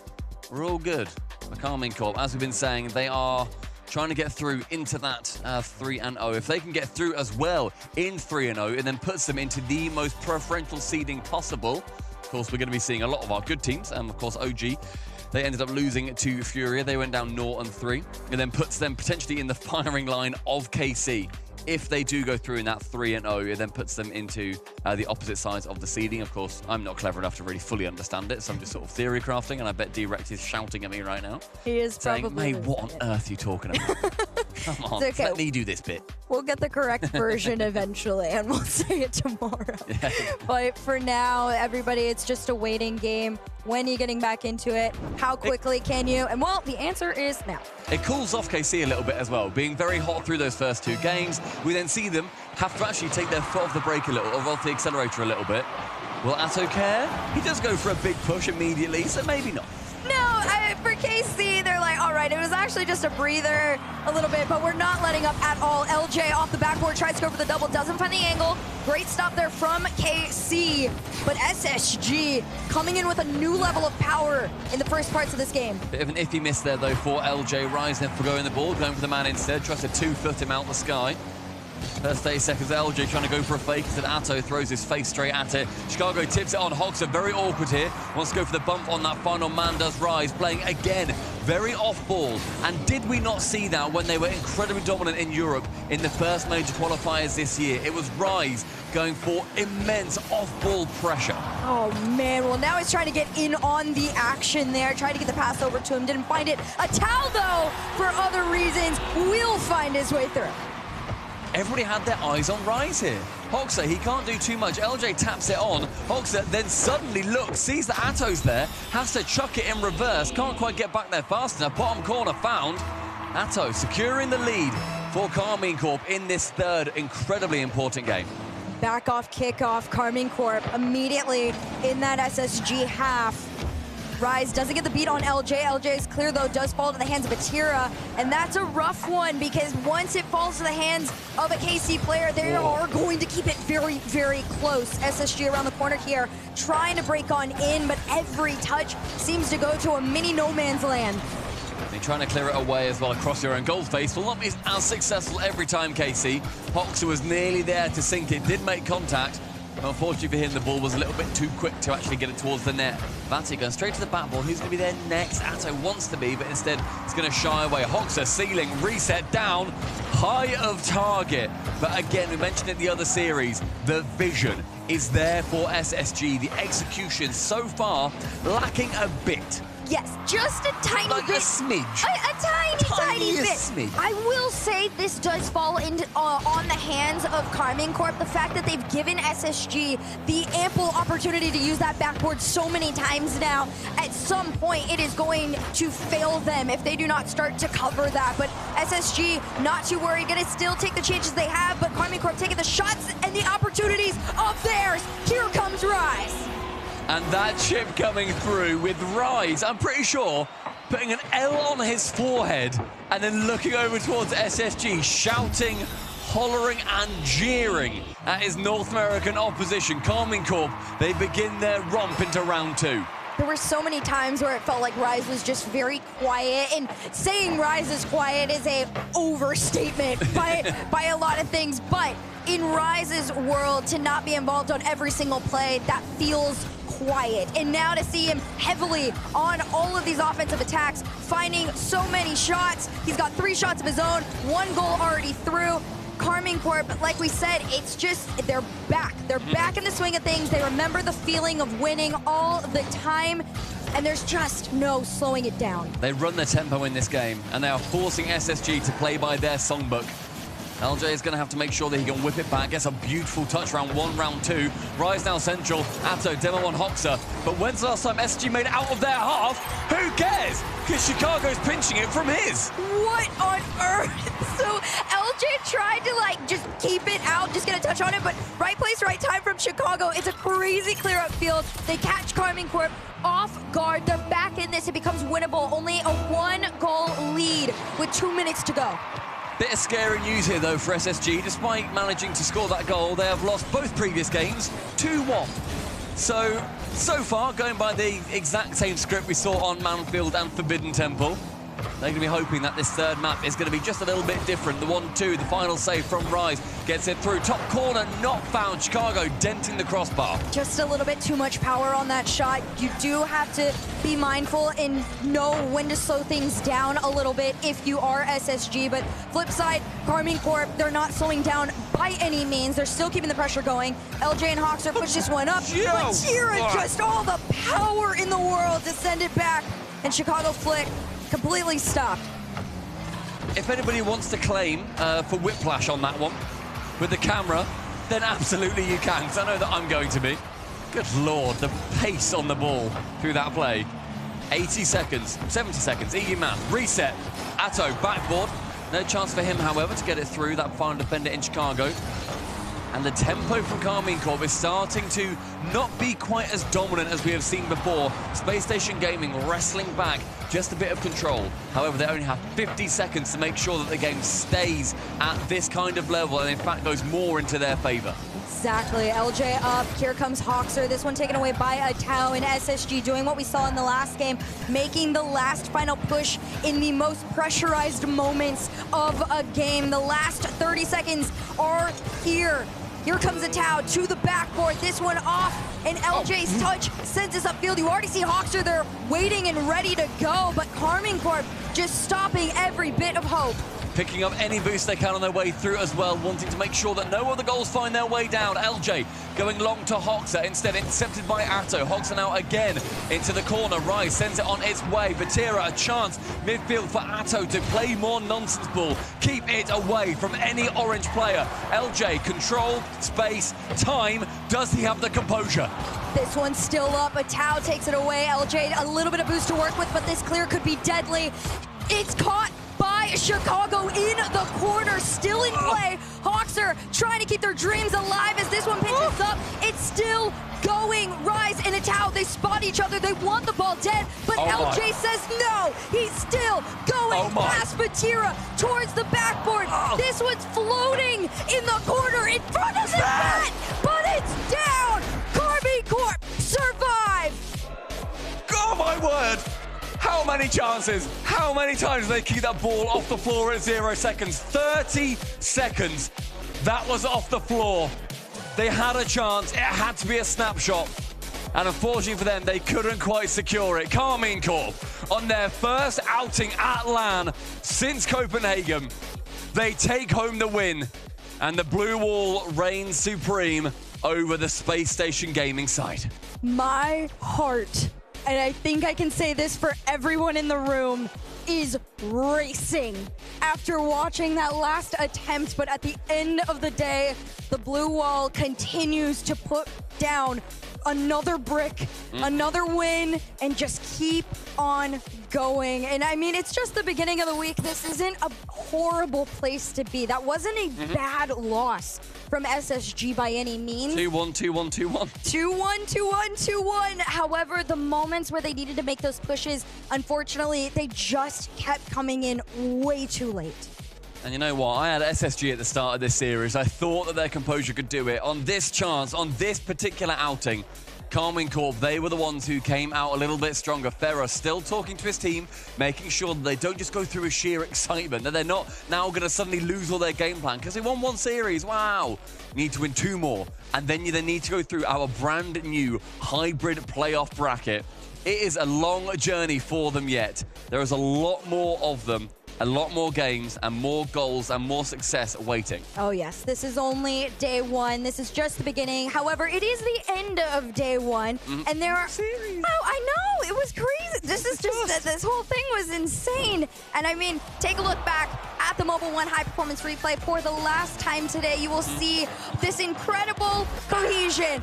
KC worked together like a unit, Rise involved on everything, and no one else we wanted to talk to than him.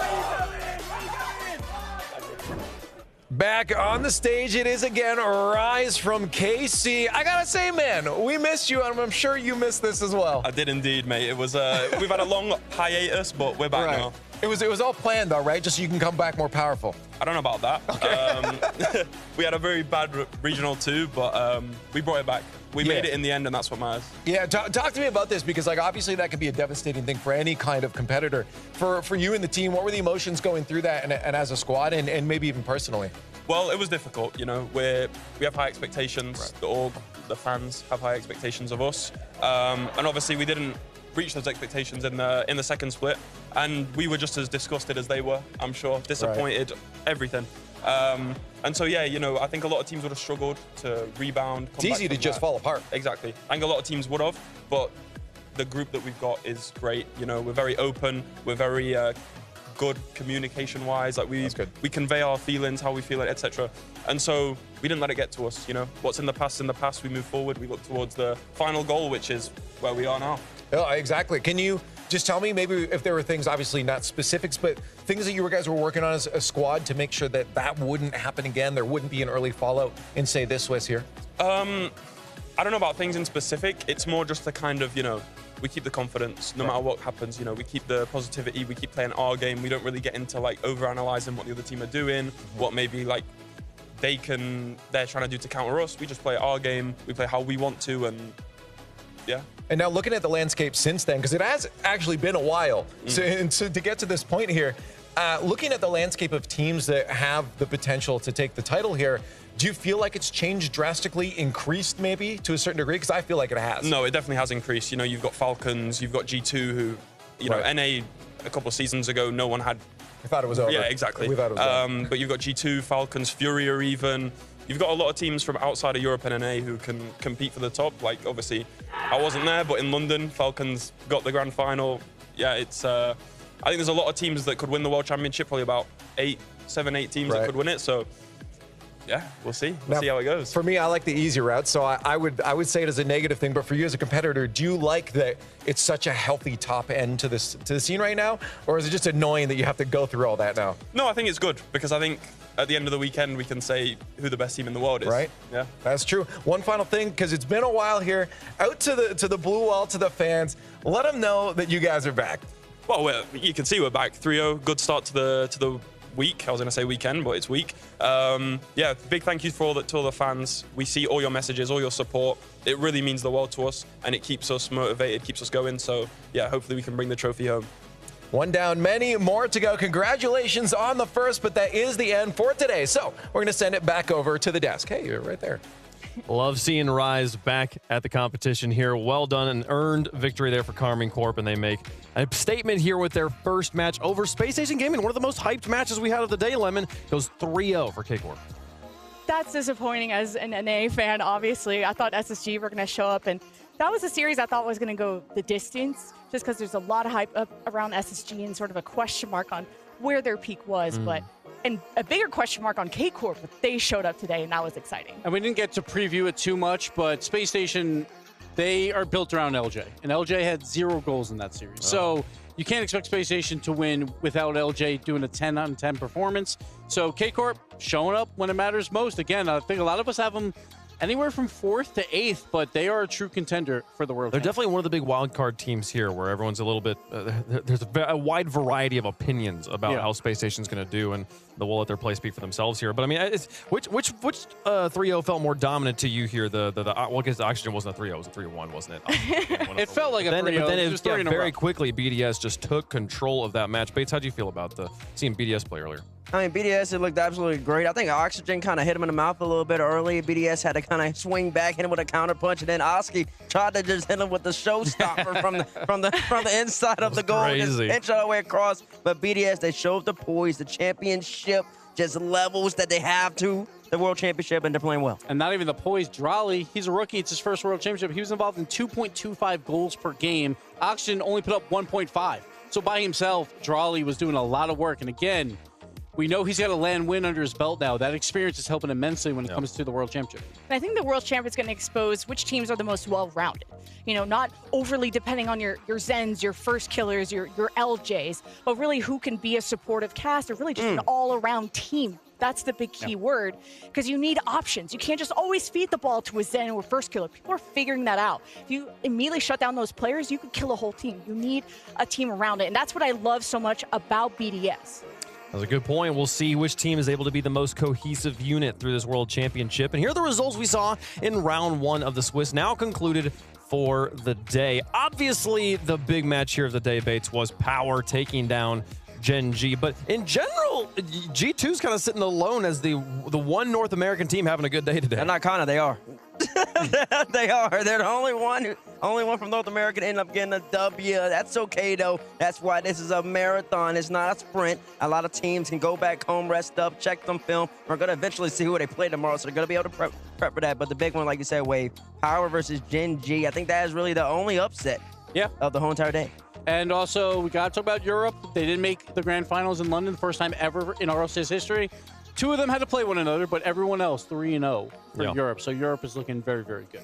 Gen G just looked off their game. It was so crazy. Game 1, me and Bates kind of leaning back in the green room, like, oh, great matchup for Gen G, and all of a sudden, we yapped a bit too soon.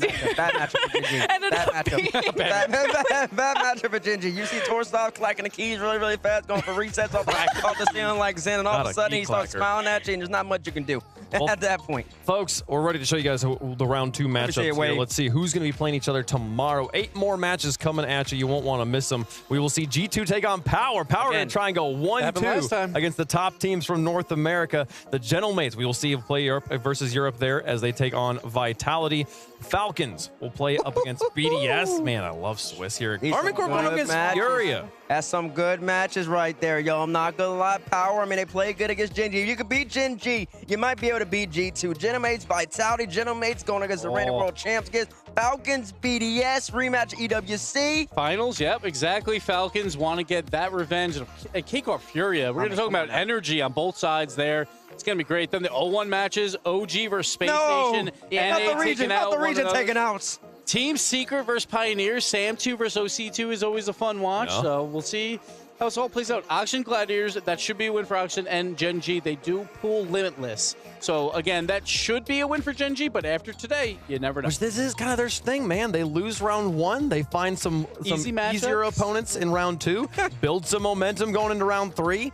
I don't know. Maybe they got a strategy over there at Gen G. They're some smart players, some smart cookies. So we'll see how those matches go, folks. We'll be playing all 8 of those matches exactly the same you saw as today. That'll be going down tomorrow. But yeah, World Championship, 11th one here, Gibbs. We've done this 10 times already. Yeah. And now we're going to do it again. I mean, day 1 in the books.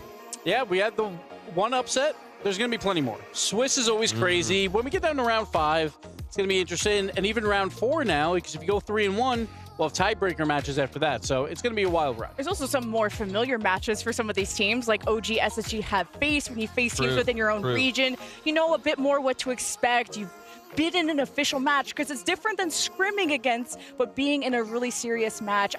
I'm hoping to see a peek out of SSG OG now that they know each other a bit better. Yeah, no, I do. Well, obviously we like it. Land Plague and the regions match up against each other. It is fun. You know you're going to get a good match when you get the regions. With people who have played each other many, many times. So how are we going to play the matches? Let's take a look at the schedule for tomorrow. Show you which matches we're going to start with, which matches get to end things with. Limitless and Gen G. We're going to start with the 0-1 matches in general here. So we'll see Gen G start the day there. Oxygen will take on the Gladiators following that. Then we'll see Secret versus the Pioneers, and OG eSports versus Space Station will be right there in the middle of the day. G2, they started the day off. They said they wanted a later match of the day. Congratulations with winning. You do get that here. They'll play in the middle of the day against Power. We'll be closing things out, though, with the reigning world champs Vitality going up against Gentlemates. Interesting. I feel like match of the day, though, for me is Game 6 there. Falcons BDS. Rematch of EWC Finals. See if the Falcons are the real deal. See if BDS can look even better than today. That should be a fun one. So remember when I talked about teams and playing like a team, I'm looking forward to the Vitality Gentlemates match because Gentlemates are like that well-rounded team we talked about, but Vitality didn't look really cohesive at EWC. That 4-0 loss that they took was one of the worst ones I've seen, like performance-wise, out of them. They just look so disjointed. Yeah. And how do they bounce back from EWC? There's a lot of expectations on Vitality, a lot of fans that are behind them can get against them if times get tough, you know, so. And not to take anything away from Alpha and Rado, but you talked about, playing together as a team consistently, a whole group there. There's one player on that team that we talk about all the time, and it's Zen. We saw him in London trying to single-handedly carry his team into the finals, and it wasn't quite enough. So can the rest of Vitality rally around him, especially when going up against an opponent they know so well? So, folks, if you want to come to the event, there's still a few tickets left. Make sure you get them if you can. rl.gg/RLCS Texas. You can be here in the building with the rest of us. It'll be a good time. But that's day 1 in the books. Thank you guys so much for watching. We'll see you right here bright and early tomorrow for day 2 of the RLCS World Championship 2024.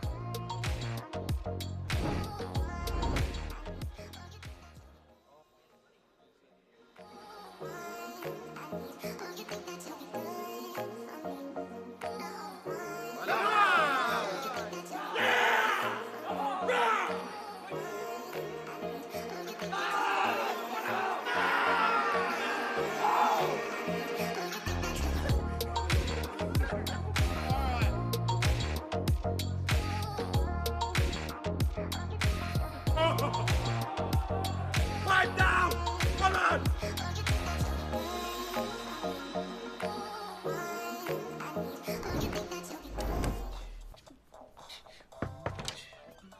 Hey, Flo. Cool leg warmers. Thanks. They're just for the best ride to work. They're not part of the official uniform. No tunes today? No. My apartment was robbed last night. Took my cable-ready TV, VCR, portable cassette player. Yep, all the latest tech. If only Progressive had renter's insurance, like their home insurance. Then we could bundle our cars and get the same 24/7 protection. I think we just invented that. This is the best day ever. Well, I still got robbed. It's still a pretty good day. This is the opportunity, the dream that you set upon yourself. Here we go.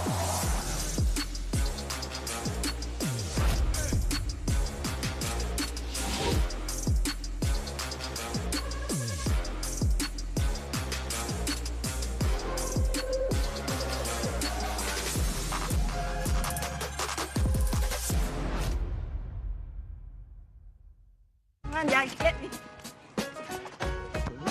Nice play. All right, go. There you go. So cute. At Ally, we're helping millions save more for the things that matter most to them. Whatever you're saving for, we're all better off with an Ally. Get back to work. Oh.